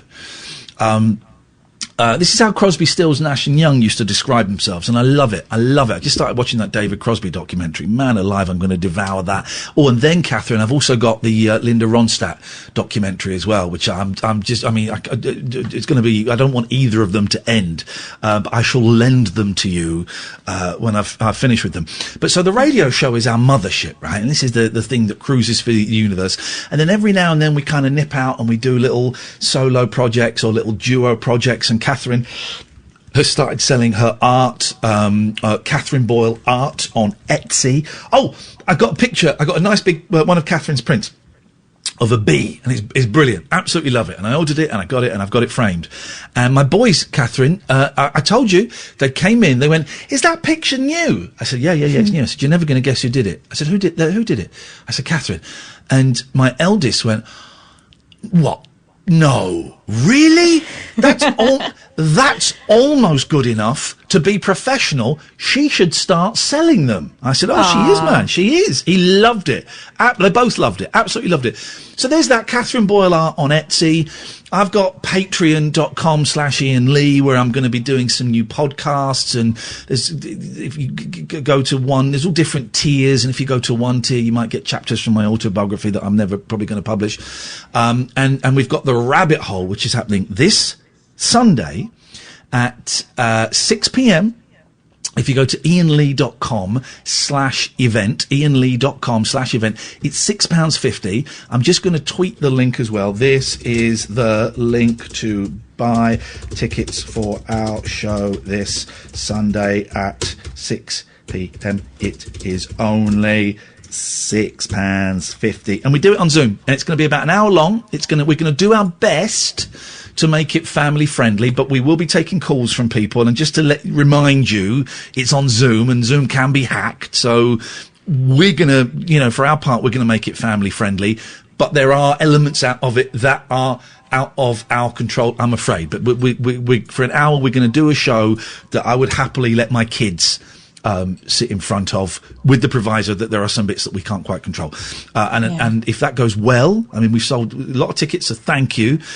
If that goes well, then we might do, I think we're probably going to do another one maybe in 3 weeks after that. So there's loads of different side projects. iainlee.com/event if you want to get tickets for that. And Sam, of course, if you want to come, let us know. We'll put your name on the virtual guest list as per usual. We'll send you all the details if you want any of that.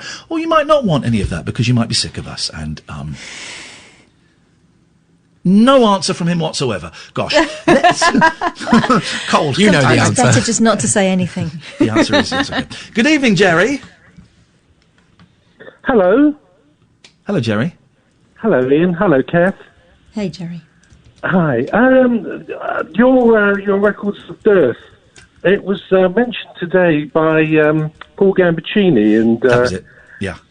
Yeah, I heard that. One of my favourite things is now going to bed for a doze around about 2 o'clock and putting BBC Radio 4 Extra on, and there's a god awful drama around that time with Tom Baker. It's just awful, and it infiltrates my nightmare, but it does mean I get to fall asleep listening to the wonderful voice of Paul Gambaccini hosting Counterpoint.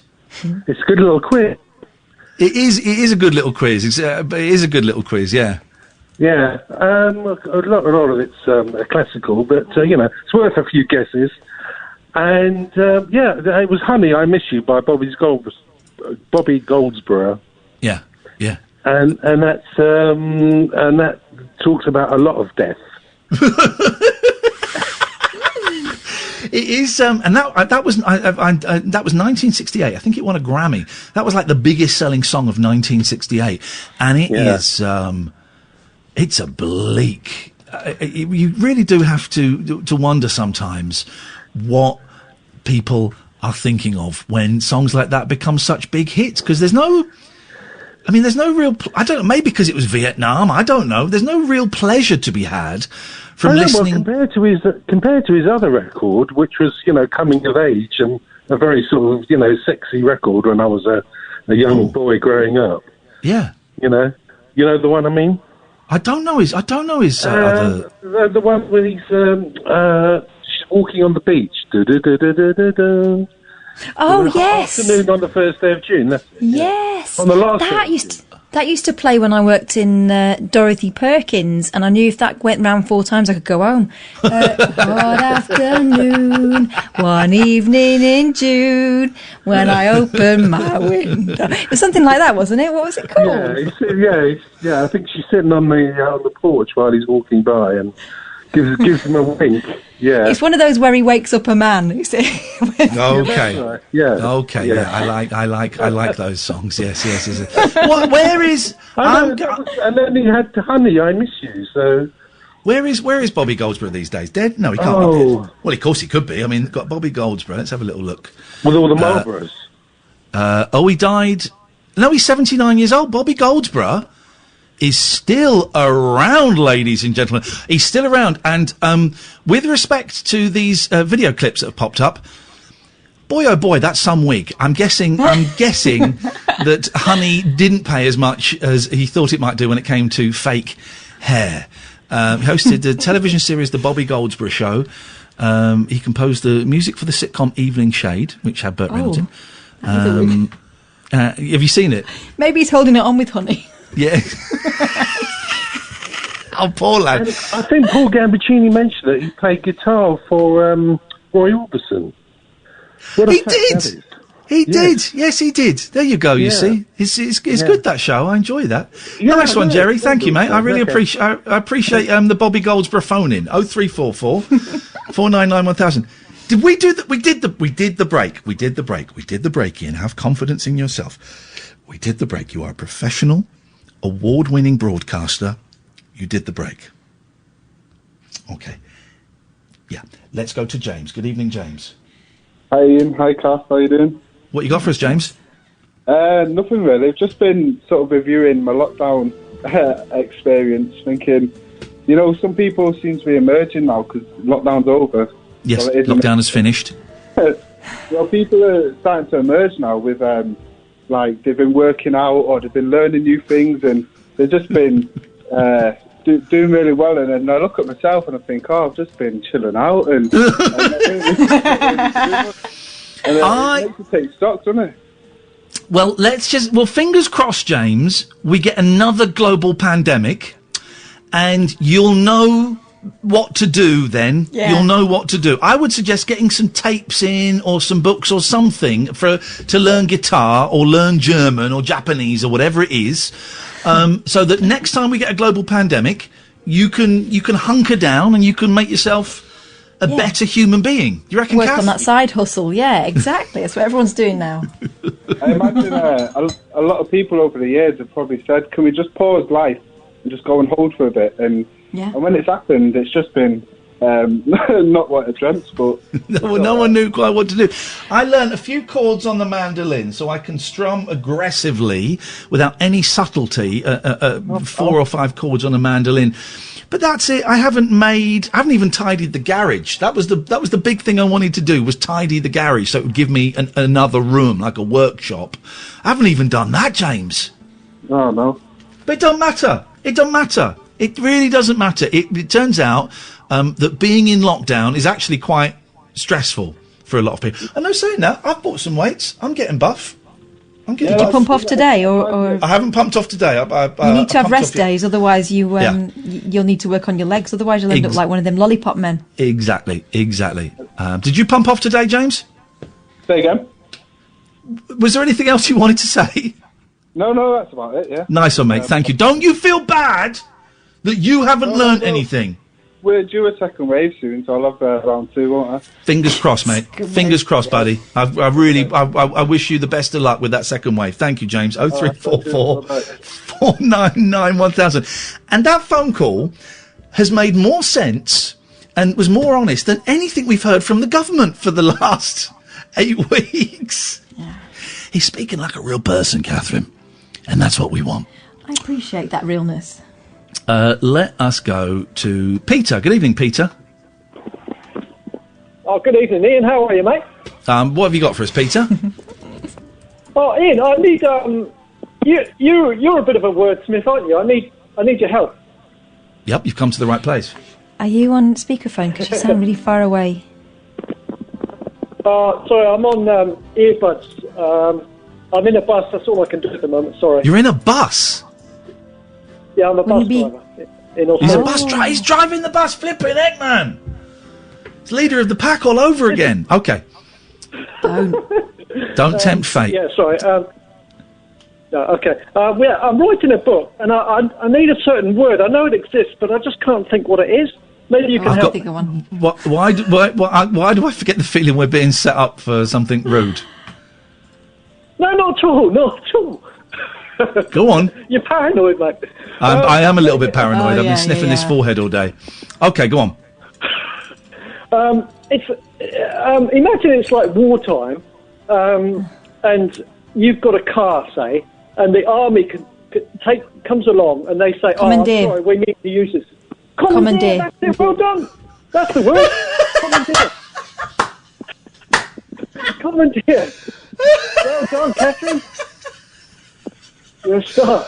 I don't know why that's my favourite call of the night. I'm so proud of Catherine for knowing the word commandeer. Does that help with your book, Peter? Yeah, I think, isn't there another word beginning with R, like I'm sure there's another one. That's a great one, Catherine, thank you. But I thought there was another one beginning with R-E? Requisition? No. Requisition? Is that the same meaning? Well, yes. Not quite. Stick with commandeer, Pete, and you'll go far. Thank you very much indeed. Let's go to Wayne. Good evening, Wayne. Hi, Ian. Hi, Kath. Hi. Hiya, Wayne. Yeah. I didn't believe that phone call at all. That was definitely going somewhere else. He wasn't driving a bus, but he was calling from Australia. Yeah, I think that was a failed attempt. Go on, anyway. Yeah. Yeah, referring to the other caller, Bobby Goldsborough, that was him about losing his virginity the first day of June. Yeah, we got that. Oh, right, okay. Okay. It's called Summer the First Time. Wayne, when are you hoping to lose your virginity? Well, me and this man crush I've got on you, I've got an idea. Okay. God. Okay. You want a man wrestle, yeah? Yeah. I don't want to have a man sex with you, though. No, I want to say. I was going to say, I'd like to see you in the ring with Mr. Bobby. Bobby Goldsborough? No, Mr. Blobby. Mr. Blobby. Basically Okay. borderline furry. Okay. You're a pervert. You disgusting pervert. I hope you never lose the V. Hope you never lose the big V. You disgust me. Well, I've got 4 children. I'm going to have to wait for someone. Okay. What Wayne? Yeah. Oscar I was going to ask you something. Children, and I can't. I think he had 4, didn't he? Who did? Oscar Wilde. Yeah, quite possibly. Requisition. I think he was a genuine caller, Catherine. Okay. Yeah. Can I ask you another thing, please? Yeah, of course you can, Wayne. What's your theory? I'm sorry it's such a gloomy subject this time of the evening, but cancer... oh, my God. What's my theory on cancer? Yeah. I think my theory is it's bad. Oh, no, what I meant was... I think cancer's a bad thing, and God damn it, let's forget this coronavirus. Let's go back to the original C word, and let's eradicate that, please. Indeed. I've got 2 neighbours, one of 71 who passed away yesterday. Oh, I'm sorry to hear that, Wayne. Yeah, thank you. And my friend... What did you say? What did you just say? Thank you. It's not what it sounded like, Catherine. I know, Sam? I know. Sam, can we play that clip back, please? Of Wayne. It sounded like... Wayne told us a very sad story about losing a neighbour, and again, no disrespect to that person. I passed on my best wishes. It sounded like Wayne said, F you. Well... No. Sam, can we get that? Yeah, well, we just don't know, Catherine. We have got to be on our guard every single step. Here we go. Here we go. Let's have a listen. Quiet, everybody. Oh, I'm sorry to hear that one. Yeah, thank you. And my friend... Just play that little bit, please, Sam. Yeah, thank you. It's very, very close, Wayne. Oh, I've never used them sort of words ever in my life. You've never done a swear? No, my vocabulary, I mean, it doesn't carry them sort of words. Okay. But even me listening to it back, it does sound like it. It really does. It does, doesn't it? Anyway, sorry, I'm not making light of your neighbour's passing. I apologise. Go on. Well, actually, yeah, please make light of it because she's a lovely character. Secondly, what I was going to say, my friend's lost his mum, who is 93. So I've got a 71-year-old and a 93-year-old died within 3 days with each other. Now, and if you add up their ages and divide it by 2, that was the number you were thinking of. Could have been. Could have been. But the lady at 93, she... 81, she died of lung cancer, and also the lady at 93 did, and she's never smoked in her life. Now, I just can't get my head around. Well, pollution, it was conditions that they were working in, you know, all that caper. But also, people get, like bum cancer, but they don't smoke cigarettes up. Do you know what I mean? You can get cancer, yes, if you smoke, the chance of you getting mouth or throat or lung cancer are higher, but those diseases can still, I just said bum cancer, those diseases are still, can still happen in the body naturally. Oh, yes. I mean, like I lost a dog a few years ago. The vet said it's cancer, and I just made a silly joke. I said he's never had a cigarette in his life. There you go. You see, Wayne. You've got to have that sense of humour. Otherwise, they've won. Otherwise, who are the ones before ISIS? Al Qaeda. Al Qaeda have won, Wayne. We do not want Al Qaeda to win. Can you remember years ago, God rest his soul, who Osama bin Laden. I thought you were going there as well. No, Roy Castle. Yes. He died of passive smoke because passive No, he smoke, didn't. you know. It's more because I thought that and every time you mention that, it's more complicated than that. The argument was that he died through working in smoky working men's clubs. Yeah. But apparently he did smoke cigars. Because his wife sued, and she was very successful after suing certain clubs. I don't think she sued anyone, did she? I think she just don't raised know. awareness of passive smoking. Yeah. Oh, you ever smoked a cigar, Wayne? Too big for my mouth, Ian. Thank you very much indeed. Quite well. I have, great big one. That's why I love working with you so much, because that is the filthiest joke you could make, and you carried it off with aplomb. You carried it off with grace and with style and with... Then you just cheapened yourself. Good evening, Derek. Hi, Ian. Hi, Kath. Hey, Derek, what you got for us? I've actually got some... How are you for an apology from earlier? Okay. Do you take apologies today? You sound in a good mood. You maybe do. What day is it today, Catherine? Is it Tuesday or is it Wednesday? It's Wednesday. I will take an apology on a Wednesday, yes. Right. On Twitch today, somebody flagged off all the top radio presenters, and I gave them a wee bit chat back saying, could you just leave everybody alone? Everybody's got their own jobs, do their own thing. Everybody's cool. Everybody's great. Everybody's cool. And then the guy replied back, except, and he said a radio presenter, which I don't think is even with talk radio anymore. And I says, well, accepting, joking, accepting. Twitch Live.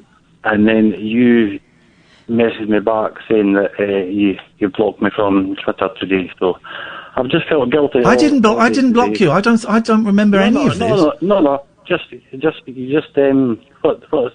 blocked. What do you call it? You just stopped me from being able to message from one day. A timeout. I don't think I did that. That may have been one of the mods. This doesn't ring a bell. Yeah. It was. It was when you were singing. Actually, you were singing this morning. But it was me that timed you out, or was it one of the mods? No. It was you that timed me out because. Oh well, I'm a tough guy. Because you got timed out for 10 minutes. Yeah. Is that all it is? 10 minutes. It's all it is 10 minutes. Oh, I thought it was all day, and I've been feeling horrible all day about it. Oh, Derek, don't feel horrible. It's not real. It's not real life. It's not real life. It was 10 minutes. We're all cool. We're cool. We're cool, man. We're cool. I'm a happy man now. Then. Good. Go and have a glass of water and go and have a lie down. Derek, we've got to move on, but we are all cool. 0344 499 1000. This is Talk Radio. Late night, Iain Lee on Talk Radio.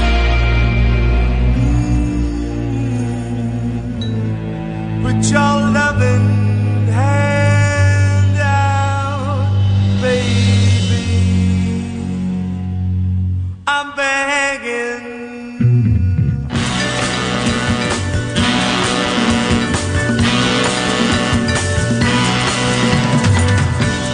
Begging you. Put your loving hand out, baby. Yeah, begging you.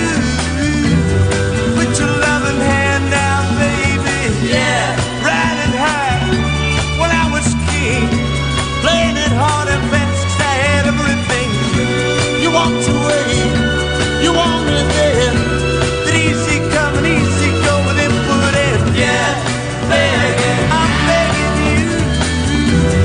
Put your loving hand out, baby. Yeah, begging you. Put your loving hand out, baby. I need you to understand. Never tried so hard to be your friend. The kind of man you want in the end. Only then can I begin to live again. Empty shell of what used to be.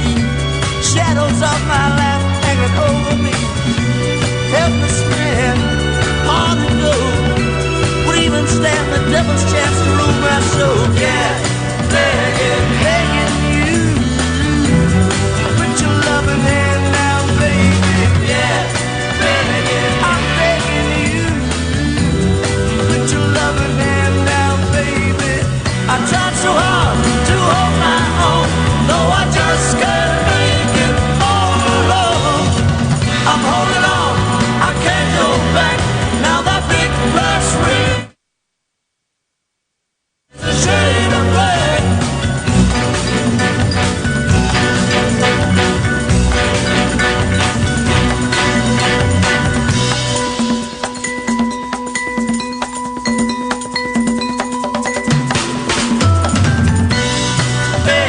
I'm begging you. Put your loving hand out, baby. Yeah, begging you. Put your loving hand out, baby. Yeah, begging you. Won't you put your hand out, baby? Yeah, Sorry, guys. What are you doing, Pats? Pats, what are you doing? Pats is sat on a trombone. It's not even rude. She literally is.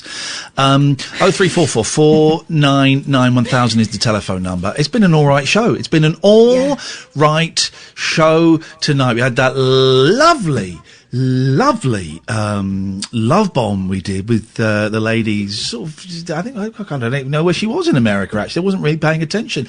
But delightful. Her audience on Periscope went from 2 to very close to 400. That's the biggest one we've ever had. And now really exciting news, guys. Really exciting news. And we don't often get to do things like this. So this is a real joy. Oh, hang on, let me get the right.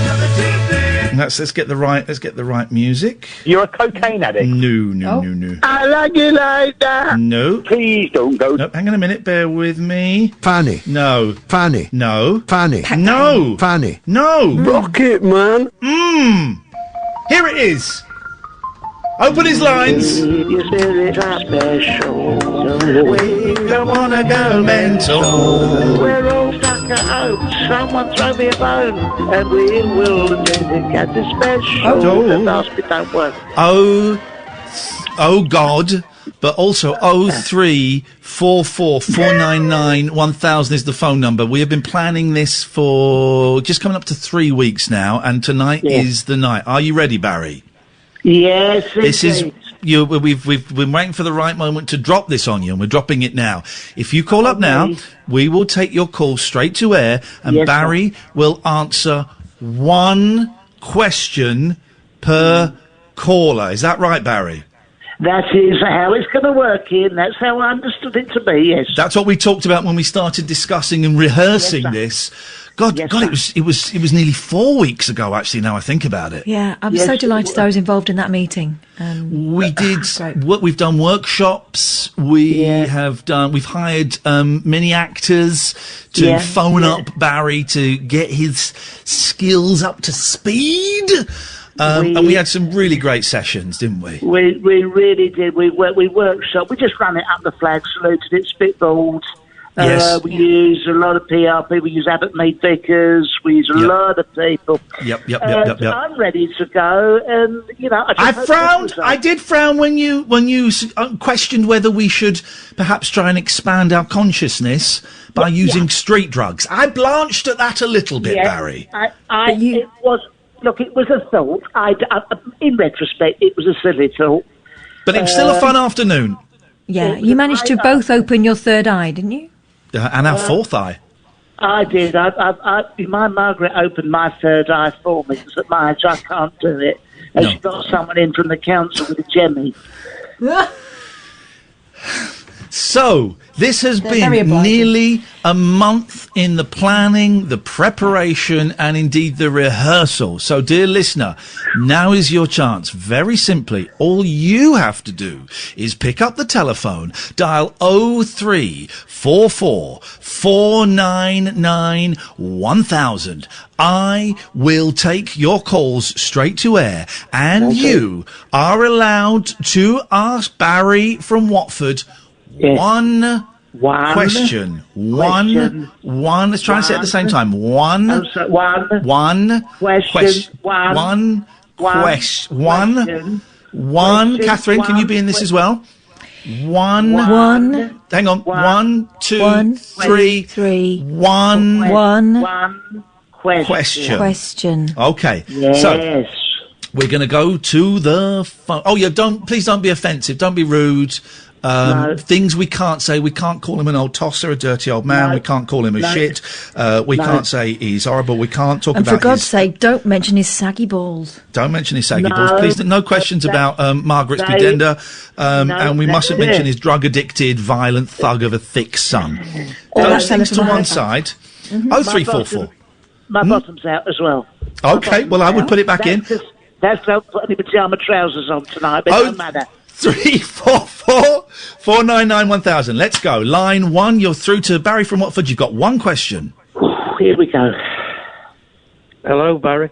Hello, son. I'm using some new washing up liquid, right? Not washing up liquid, washing liquid for clothes, right? Yes. And since I've done it, my underpants are causing me a bit of a rash. And I wondered what your recommendation was for that. Can we just establish a question? You put some liquid on your nuts? No, in the washing machine, and when the underpants came out, I dried them, but it still gave me a rash on my balls. Was it fairy? It could have been, actually, yes, I think so. Yeah. Well, look, I tell you what, you want to use a conditioner, but for God's sake, don't use it on your plum bag, use it on the clothes. Thank you very much indeed. 03444991000 is the telephone number. You can pay the receptionist on the way out. Let's go to line 2. Line 2, you're on the wireless. So far, so good. Go on. Hello, Barry. Long-time stalker, first-time talker. Popcorn, sweet, salt, toffee, or sweet and salt? Sweet and salt. Next! There we go. It's as simple as that. Well, We're going to go... Page one. There we go. Come on. Let's He go knows his to mind. He line... knows his mind. Line 5, you're on the wireless. Wireless. The wireless. The wireless. That's a good... I'd read that book, actually. Line 5, hello, that's you. Hello, my name's Steve. Sorry, am I speaking to somebody or a recorded message? I beg your It's a recorded message. My name is Barry. I am out. If it's Prakash, I'm on the way round to smack you in the mouth for trying it on with my wife. Leave a message after the tone. No worries, yeah. Beep. Hi, yeah, I was just responding to your appeal for somebody to ask some chap on the radio a question, and I've got quite a good question. My number's 0773. Oh, okay, all right, thanks very much. Okay, thanks very much for your call. Flipping heck. We did say this. Our advisor did say this might happen because it was dangerous, you know. Very, very dangerous, very dangerous. Yeah. Let's go to line 6. Line 6, you're through to Barry from Watford. Were you serious when you said about injecting disinfectant, and how's the hydrochloroquine going, the trial? Thank you. Disinfectant, as far as injecting that, I don't recommend it, right? I'll try... That's not what you said on the telly. I beg your pardon? You said that's not what you said on the... Oh, no, hang on, sorry, I thought it was... I was thinking of your brother, Trump. See ya. Okay, let's go to line 1. You're on the wireless. Hello, Iain Lee and Catherine Boyle and Barry. My question is, you are a very attractive young man. Have you ever considered putting your penis in a robot? Oh. Good question. Good question. Oh, goodness me. He is now, aren't you? Well, I am now. That was a very sultry voice. I don't know. Not really. No, I like, human contact. And also I'm married. I have enough of a monotonous one-tone voice, cold exterior, with my current wife. I don't need a robot to provide that. You never consider a sex bot, Barry? Would you never... Because some of those sex bots, I'm going to be honest, they're fit. Sex in the bot? No. No, I tried it. No, okay, let's go to line 2. Okay, line 2, you're on the wireless. We can cut that bit out later. Line 2. Unhygienic. Go on. Hello, Barry. Have you ever auditioned for Davros? Oh, good question. I auditioned for him once. He was sat in the stalls at Her Majesty's Theatre. And I came out and he went, what are you going to give us? And I did my Shakespeare and my modern. But he wasn't listening. He was planning to take over the world. I'll never audition for that bloke again. What, Bobby Davros? Bobby Davros. He was ever so good and summer spectacular, Bobby Davros. Let's go to line 5. Line 5, you're through to Barry's Keep Your Spirits Up special. What would you like to ask him tonight, please? I'd like to ask him what his best hopes are for the next year. Lovely. Barry. Best hopes. And a question from a lady at last. You've got a lovely voice, my darling. Nice and low, sexy, French. Is it Gauloise that gets that lovely Frenchy act? Anyway, what was the question again? What are your hopes for the next year? Your best hopes, not best just hopes. your hopes. Your best Your hopes. best hopes. Best hopes. My best hopes. Your best ones. My best hopes is that really we're going to come through this unscathed, and despite what you've heard, Ian will keep hold of the show, and we can all keep meeting up, that they have a change of heart, and he will stay on the air, and we can only hope that. And my darling, fingers crossed. And my second hope is that you, my sweet, sweet darling, and I go out for a lovely little drinky and some of your fags. Oh. What will you be drinking? And what will she be drinking? Well, I mean, steady. I like a nice Campari. Yeah. Oh, yes. And I like. Can you do a nice? Imagine we're out for a drink, Catherine. You're all Frenchified. Okay. Okay. Let me get in the mood. Right. Okay, Barry. Let's go for a little drink. Oh yes, please. Oh, what are you drinking there? Is that Campari? Or is that a Tizer? It's a Campari and soda. Garçon, deux croissants, s'il vous plaît, for my little friends. Oh, Barry, you're really spoiling me. Oh, you are rather lovely. May I hold your hand? Yes, okay. Let me just get it out of my handbag. Incorrect! I'm not allowed to hold your hand. Yeah, and we that's should incorrect. be 2 meters apart. You're get out of town. Barry! Can I ask you, we had an interesting question there. What are your best hopes for the year? Yeah. Can I ask you, Barry, what are your worst hopes for the coming year?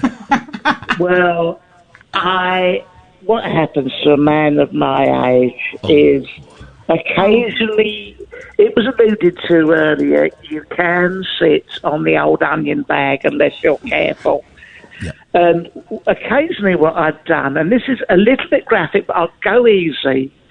If I'm in a hurry to sit on the toilet, it's a little stiff for our toilet seat, and I just push it down on my bottom, and I've actually sat with the old onion bag stuck underneath the rim, and it's blooming painful. Okay. Always make sure that the toilet seat is down, because it's my worst fear that any of you will crush yourself. Okay. And on that bombshell, Yes. yeah. You off? Hey? Are you off? No, I thought that might have killed it. No, let's go to... We've got a couple more calls coming in. Line 2, you're on the wireless. Madras? Hello, darling. Hello? Madras or Jalfrezi? Okay, brilliant, thank you. Something about a Jalfrezi? I could murder a Jalfrezi if I'm completely honest. that's Line 2, you're on the wireless. We've got 2 more calls. Line 2, you're on the wireless. Oh, hi. It's a very, very simple question for Barry. Just wanted to know if Hello, my love. sticks for fingers or ball sacks for toes. Sorry? What was that? I don't know, but it was indecent. I would like to have neither of those, really. Just keep things as they are. Okay, thank you. And the last call for, and boy, oh boy, that 4 weeks of work. Oh, Yes. Sam has said the question was dick for fingers or ball sacks for toe. No, that's horrible. We don't want that. No, that's horrible. That's out of order. Yeah. Okay. And the last question comes from line 5. Line 5, you are through to Barry. This has been a real success. We'll do this again. Yeah, I think really we'll do good. this every 5 years. Hi, Barry. Yeah, defo. Hello, Can I ask darling. on You've got a sultry voice. Oh, thank you. Can I ask on a touchy subject? Okay, go on. Okay, if you was to come home one day and you walked into the bedroom and Mr. Halifax was there, would a red mist come over you? Yes, Or would you yes. participate? That escalated. What did he say? Would the red mist, or would you participate? Oh. Well, no, the red mist, the blue crosses would descend. Mind the red mist. Yeah, you would not be given any extra. What, Wayne, can we ask you, Wayne, have you been in that situation? And were you... Did you make a deposit? I have it planned, but it was very successful. Oh. The only thing I'm worried about Barry, I mean, I did it at 45. I don't think Barry would survive too. No, okay. Barry's too old for a freeway surprise sex. All right, Wayne, thank you very much. God, yeah. Good God, yes. Well, you'd have to build up to it slowly. You'd have to know 6 months in advance. and be reminded on a daily basis. Well, Barry, that was wonderful. I think the spirits. Let me just look at the. Hang on a second. Let me just check the data. Yes. Oh, I've got a live reading. The spirits are at an all-time high, Barry. It worked. Oh, that's wonderful. Well, keep happy, everyone, and I'll say night all. Night, Barry. Night. Oh, night. Love you all. Night. Bye-bye. Night. What a terrible feature. We're never doing that again. This is Talk Radio. Late night, Iain Lee on Talk Radio. 0344 499 1000 is the phone number. Let's go to Lorna. Good evening, Lorna. Hi there, Ian. Thank you for that very, very amusing item with Barry from Watford. You're I'm welcome. glad you didn't ask me to ask him a question. No, you probably asked him out on a date. No, I've got a few standards. I'm phoning about the death records. Oh, yeah, here we go. Lovely, yes. Nice and upbeat topic. I like it. That's it. Well, the thing is, I think it's been far too nicey so far, because I've got one that is about a guy who actually plans and carries out a murder within the song. I don't know if you're familiar with Nick Cave and his kind of music. Do you know what? I don't know much Nick Cave. The only Nick Cave song I know, and I really like it, and I nearly opened the show with it yesterday, it's a very poppy song called Nature Boy. And I love that song, but I'm also aware it's really unlike everything else that he's done. I know some people that made a documentary about Nick Cave. They're good friends with Nick Cave. But I don't know his stuff, and it's such a vast catalogue, I wouldn't know where to start. But, go on, tell me. No, well, I only know this one because he did a duet with Kylie as a Kylie, I know this. Of course he did, yeah. Of course It's he did. very poetic. Nick Cave and Kylie, Where the Wild Roses Grow. It's very is that about a murder? Yeah. Yeah. Kylie. Yeah. That was when Kylie was becoming a rock chick, becoming a naughty lady. Her and Hutchins and Cave. Well, good for them. So, are you a fan of Nick Cave, Lorna, or just that crossover with Kyle's? I don't mind him. I don't own any of his stuff, if that's what you're asking. Yeah, I think I. Mac and... Oh, well, the Fleetwood Club, the classic. All right, Lorna, we shall put it on the list. Thank you for that. I really appreciate it. Have you ever found yourself involved in a surprise threesome? No. Would you? Would I? Not at the moment, because I'm in isolation. Okay. Okay. She's not ruling it out.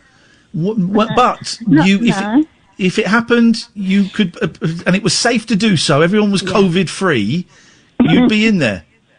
I might consider it, yeah. We're just waiting for the Prime Minister to announce that that's okay again, aren't we? That's what we want. Well, Lorna, we'll keep our fingers crossed and our legs uncrossed for you. Well, I'll see you doing that on Sunday evening this week. Nice one. Thank you, Lorna. We'll give you a big wave. Take care. Thanks a lot. 0344 499 1000. Nick Cave's son died, didn't he? Yeah. I think he was 14 or 15, and I think he fell from, I think it was Beachy Head. He fell off. Really, really sad, really sad story. And that's kind of all I really know about him. Some people that I work with, Jane and Ian, who are some artists, and I can't remember their last name now, I've gone to say their name, made a really good documentary about him. But I don't really know much about him. I was just at that age when he did that thing with Kylie, where I just found him frightening and didn't pursue it any further, whereas now I would probably find him intriguing. Yeah. You know? Yeah. Oh, as a kid, I was used to sort of pop music. Yeah, and also he's got a point of view, and he's got an interesting way of seeing, doing his thing. I'm into that, but at the time I just thought, Kylie, what are you doing? This is weird.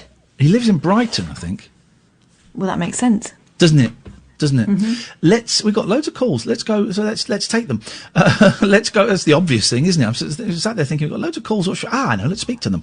Robert, you're on the wireless. Oh, thank you so much, Iain. Oh. Are you exercising the virus correctly? Are you in the studio or are you at home? What's it got to do with you? Everything to do with me. Nothing to do with you. It's got everything to do You with can't me. you can't even speak the language properly. Are you exercising the virus properly? What does that even mean? Doesn't even mean anything.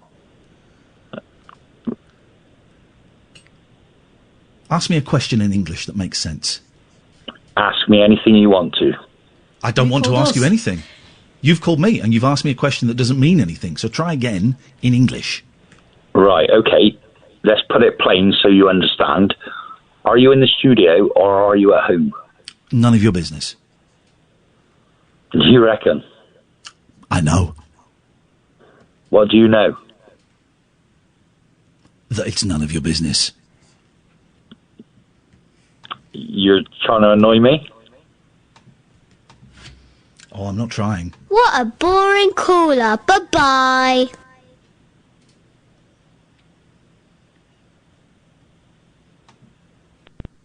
And he's gone. It worked. What was It worked. that? What was that? That was Bristling from the micropenis start. aggression. Yeah. None of his business where I'm doing the show from. Also, we've kind of talked about it a real lot. But also, if we were in the studio, what of it? And if Here's we the weren't other in the studio, what of it? I mean, what of it? What's it got to do with you? Lockdown's over. We'll do what we ever want to do. It felt like he wanted to hear something that would allow him to excoriate. Kath, you just got no words over 5 letters when we're referring to that last call. Please, let's be fair. Come on, you're being unfair to the guy. But that's the first time. Please tell Little 'Un that someone actually hung up when she said bye bye to them. That was that was extraordinary. Nikki's on the line. Good evening, Nikki. Hello, Iain. Hello, Kath. Hi, I've got another couple of songs. Love it. Go on. But they're ghostly ones, so I don't know if that counts or not. Yeah, go on. Well, let's I think it see. counts. Well, you didn't invent the game, Catherine. No, whoa, ladies, please. You didn't invent the game, Catherine. Me did. Me be the judge. I don't know why I'm speaking like that. Nikki, please. So the first one is Camouflage by Stan Ridgway. I'm giving you that. Of course, that one counts. Of course, Yeah. Camouflage counts. That's a great song. And then my favourite one is by Godley and Cream, and it's Under Your Thumb. Oh, I don't know. Godley and Cream and 10cc. I've never really got. I don't really understand them. It's all a bit. And so what is this song about? It's about a man getting on a train and feeling like someone got on behind him, but he never caught their eye. And then he thinks he hears a woman's voice Sounds like whispering Looking for goodbye. Linda. Yeah. Yes, it's very similar. And then he, it's basically, I think he sees. I'm just seeing if I can find the lyrics. I think he sees her, and he hears someone singing, "Don't want to be under your thumb forever." My dad used to sing that with other lyrics, actually. And then he finds a newspaper cutting with a woman that threw herself from the train. It's it's a slightly dirgy song, but it's one of my favourites. Bleak. It doesn't come across as being that bleak. No, but it's it's like a story. Brilliant. I love it. I love it. All right. How are you doing, Nikki? How are you? Are you at home or are you in the studio? No. How? It's none of your business. You're trying to annoy me. I've been at home a while. How are you? How are you getting on with all of this? You doing all right? I'm good. You might not remember, but I lost my 19-and-a-half-year-old cat the same week you lost Velvet. I do remember. Yes, I do remember. Yeah. And I'm counting down a couple of weeks because I'm going back to a 4-cat household, and I'm so excited. Yes. So you've got 3 cats now. I have 3 now, and I'm getting another girl. Because I feel like there's one missing. Isn't it? I very briefly for maybe a couple of months was a 5-cat household, which was insane. But I'm full The 4 cats, I'm full. All 4 of them are kind of getting on now. They're kind of getting on. Lucky still gives George a swipe every now and then, and George walks around like Daddy Big Balls. But I'm so thrilled, Nikki, and I talk to them, and I tell them off, and I praise them, and I ask them what they're up to, and it's having 4. It never occurred to me you could have more than 1 pet. It never occurred to me. And having the freedom of living on my own and having Velvet with me at the time, I thought, I can get more. And it's a joy. And I thought 4 cats would be too many, Nikki, but do you know what? It's brilliant, isn't it? And are you getting, what are you doing? Are you getting a kitten? Are you getting a rescue? It could still be a kitten. Yeah, I'm getting a kitten so I got my last cat from the cattery, because this lovely lady takes in strays and things, and she's got 16 non-paying guests at the moment. One of those will be my new kitten. They've all got homes though, which is great. Wow. So it's just easier to integrate a kitten than a sort of fully grown one. All of my cats have been rescued, and I was so lucky. I mean, the Lucky and Mucky, Velvet I got when she was 2. Lucky and Mucky I got when they were a few months old, but they were quite big. And I didn't think I'd be able to get like proper kittens. And George and Patty, when I met them the first time, they could both fit in the palm of my hand, and it was... Oh, lovely. It was just, you look at them now, and I mean, Patty's not grown very much at all, but, 4 cats, I thought it would be a mess.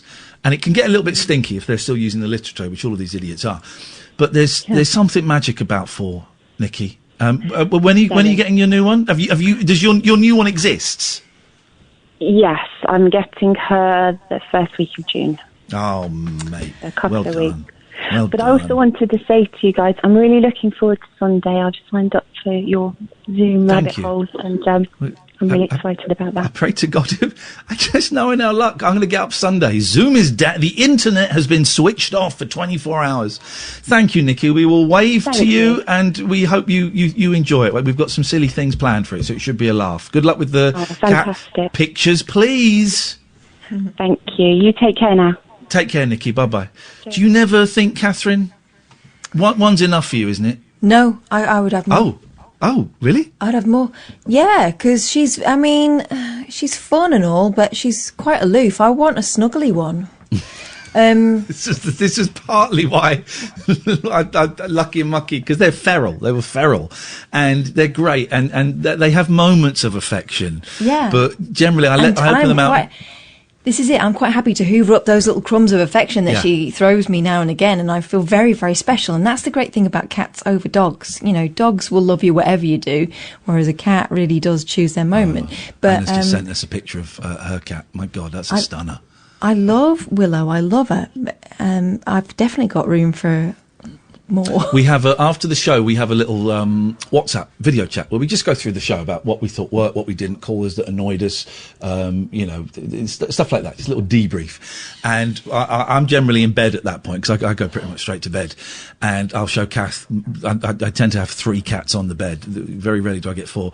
And then I'll go, "Where's yours?" And Willow is just sat somewhere, looking very grumpy and very arrogant. Very, very arrogant. Your cat. She's cocky. just got that's just her resting face. Yeah, She's actually not a grumpy cat. She's really easygoing. Yeah. But she is not a lap cat. She will, and apparently that's quite common with British short hairs, that they will sit by you. They want to be around you. She's with me now, but she doesn't want to sit on my lap.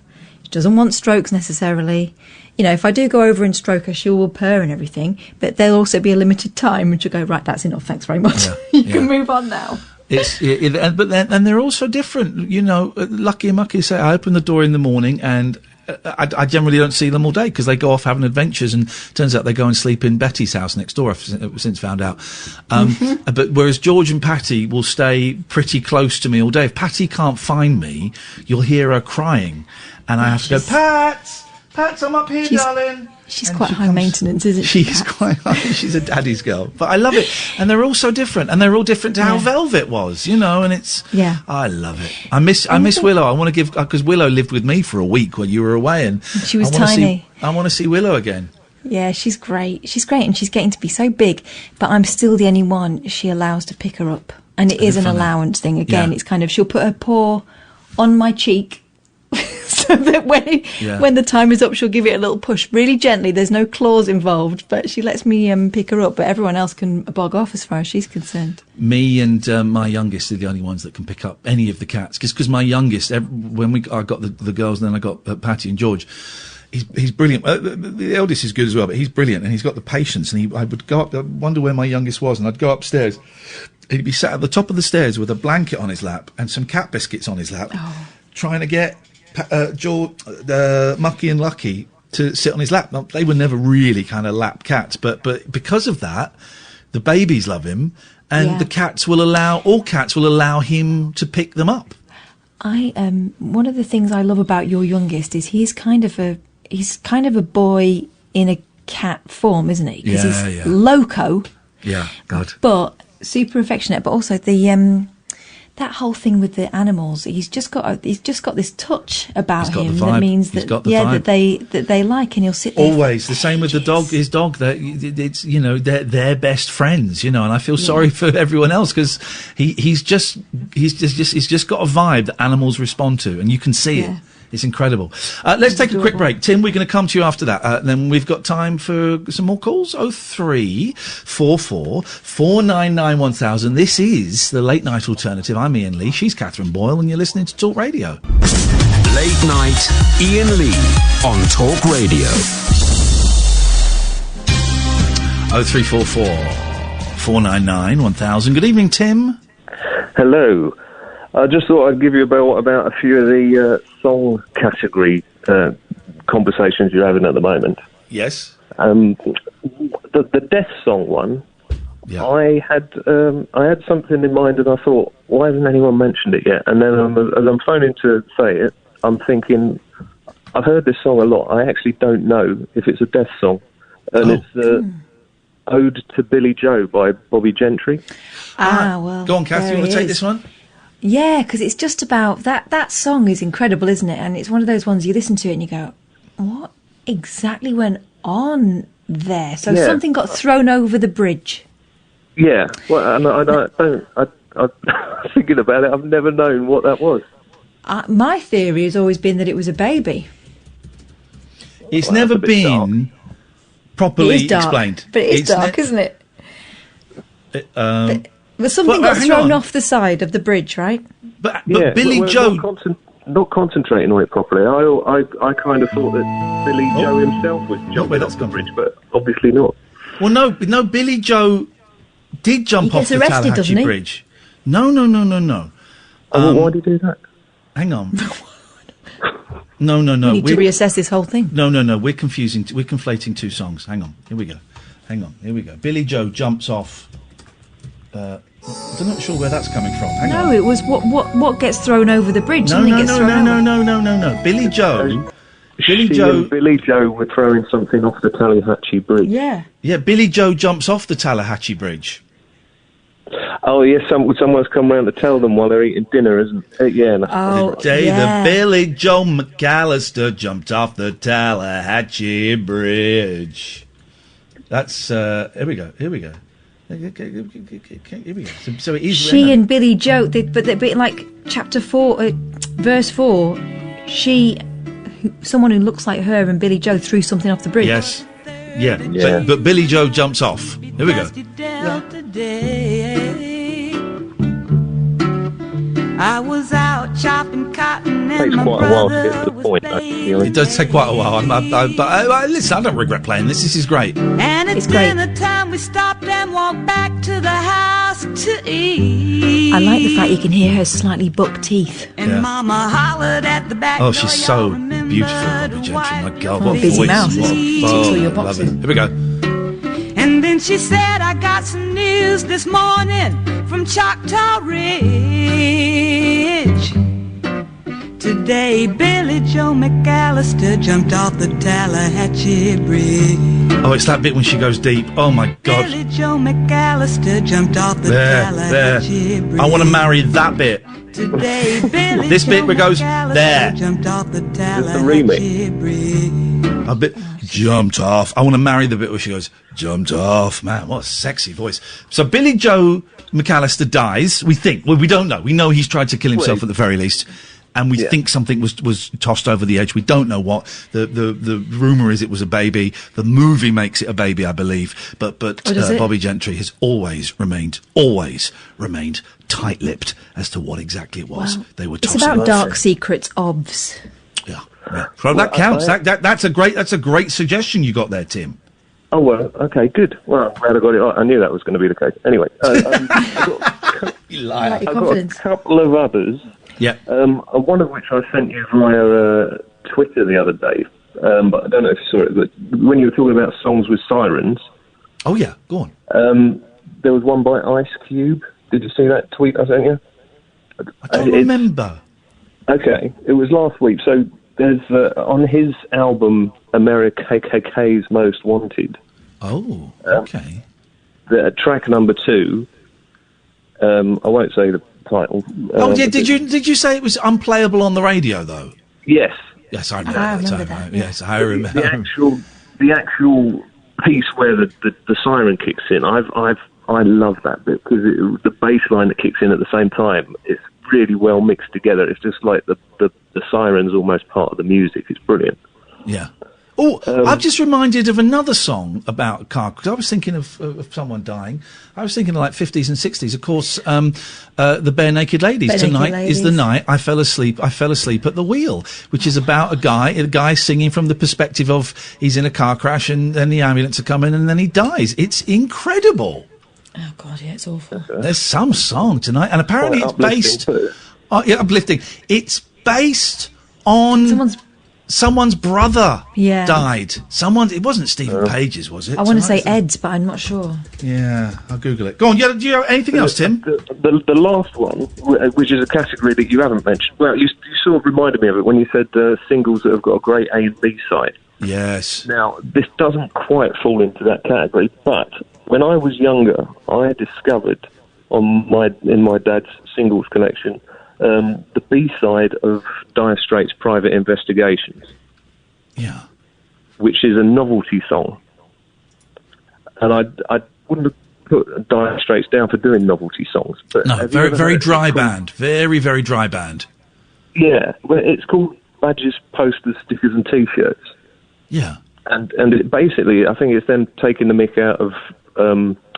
fans who come up to them after the gig or whatever and start trying to get free stuff.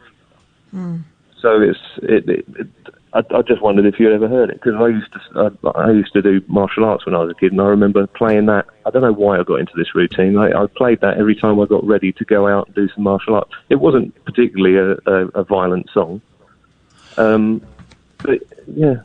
I don't know the song. I don't know the song. I might check it out tomorrow if I get the time. Tim, thank you very much indeed. I'm now Googling who was it who died in the, anyway, Stephen Page wrote it, but maybe I got it wrong. Let's go to Dale. Good evening, Dale. Hello, sir. How are you? None of your business. What have you got for us, sir? It's none of my business. Correct. I'm always drunk when I call you, Ian. I've called you a couple of times, but I want to explain a story that do you take confessions?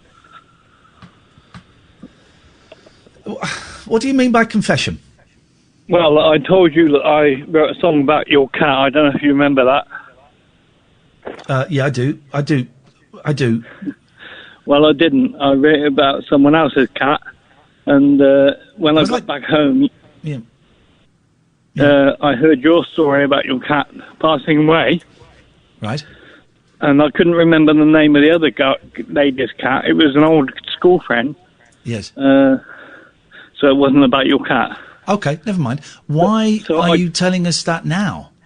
Because I'm not so drunk as I was when I called you last time. You sound quite drunk. I am, yeah, but I'm not an aggressive drunk or anything like that. No, but most drunks are boring. Okay, well, I've got a good rock and roll story for you then. I'm going to pass. Okay. Call us when you're sober. Why? Boring. Because, no, drunks are boring, and I think it's disrespectful. Oh, I didn't mean to be that. Sorry. That's all right. And I don't want to make a thing of it, but me and Kath are really tired. We put in so much work into this show, and to have people phone up that won't remember the conversation, it just feels like a waste of our time. I get it's a late night show. Of course, you can have a few people who've had a few drinks, but it just feels disrespectful to the show and to us. Yeah. So give us a call when you're sober. Oh, I can't. I'm too shy. No, you can do it. Listen to you. The thing is, the person you are when you're drunk, that's you. That's you. It's not the alcohol that's giving you the courage to call in. You think it's the alcohol giving you the courage to call in, but it's not. It's you. It's you. I'm a musician. Right. I'm a radio presenter, pleased to meet you. But it's you that I want to talk to. I don't want to talk to a bottle of Beck's. I want to talk to you. And you can phone up. Well, then Jack Daniels is even worse, for crying out loud. It's even worse. It's even worse. Why do you feel you need to drink to call us? Oh, because I'm so shy. But okay, but you sound drunk. And you sound, but that's not a nice sound. Okay, yeah. It's not a nice sound. I bet you're a nice guy, right? But the alcohol gives a veneer of arrogance and indifference, and I don't think that is you. Can I interject? This is a bit like, if I was sitting on a train and you came sitting next to me having had too much to drink. Do you think that's an okay way to approach someone? Not at all. Well, then, it's the same thing. I like you.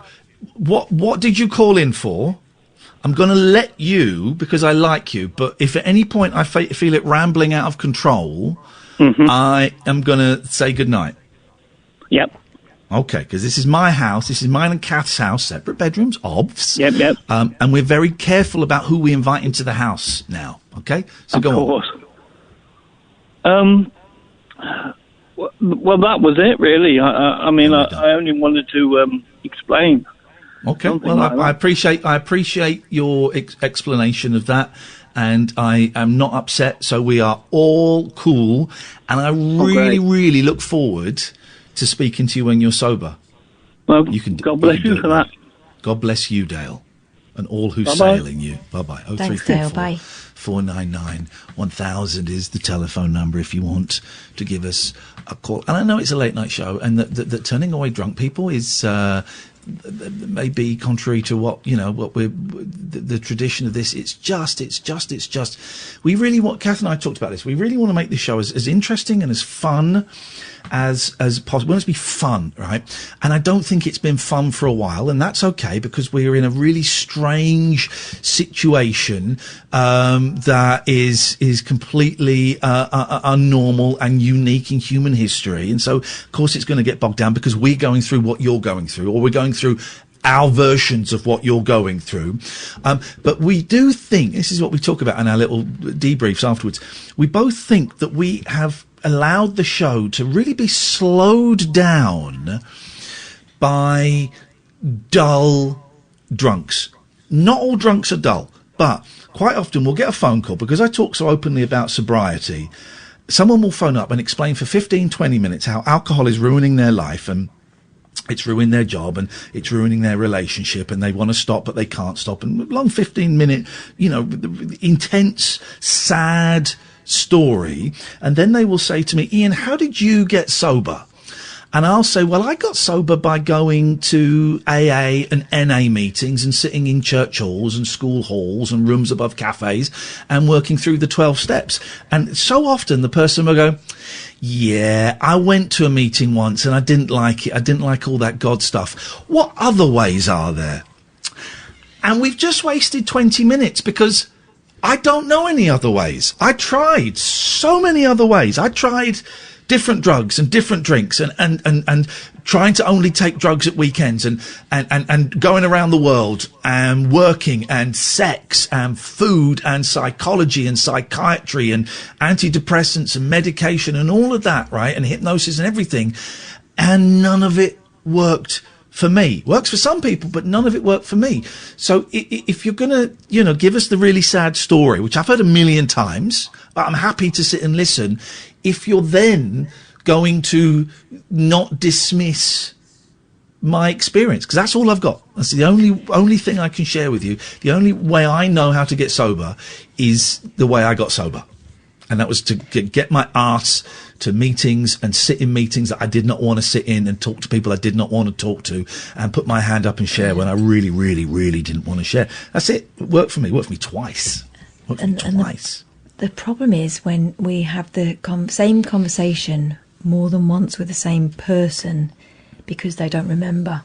And we've had callers who we've had the same conversation with 5, 6, 7 times maybe. At that point, you've got to say to yourself, I don't know whether this is right. And it's the one we always bring up is Alistair, because we had that conversation 5 or 6 times, and in the end we had to tell him to stop calling us. Yeah. Best thing we could have done. Best thing we could have done. Now look at me, just celebrated a year. Best thing we could have done was banning him from the show. Yeah. Stop apologising to me and show me what you're going to do about it. Yeah. Let's squeeze in Steve. Good evening, Steve. Hello there. 2 more songs. Here we go. Yes, please. Can we fit in Bohemian Rhapsody? Yeah, I guess. I mean, technically, yes, I have to. I'd rather not, Steve. Okay, but fair. I have to abide by the rules, and we have to put it in there, Steve. Yes, we can. Well done. Okay. And what about Richard Marx Hazard? Oh, well played. What happened to her? Checkmate, Steve. We just don't know, but it wasn't him. He swears he left her by the water. The river, wasn't it? Should have walked her home, shouldn't he?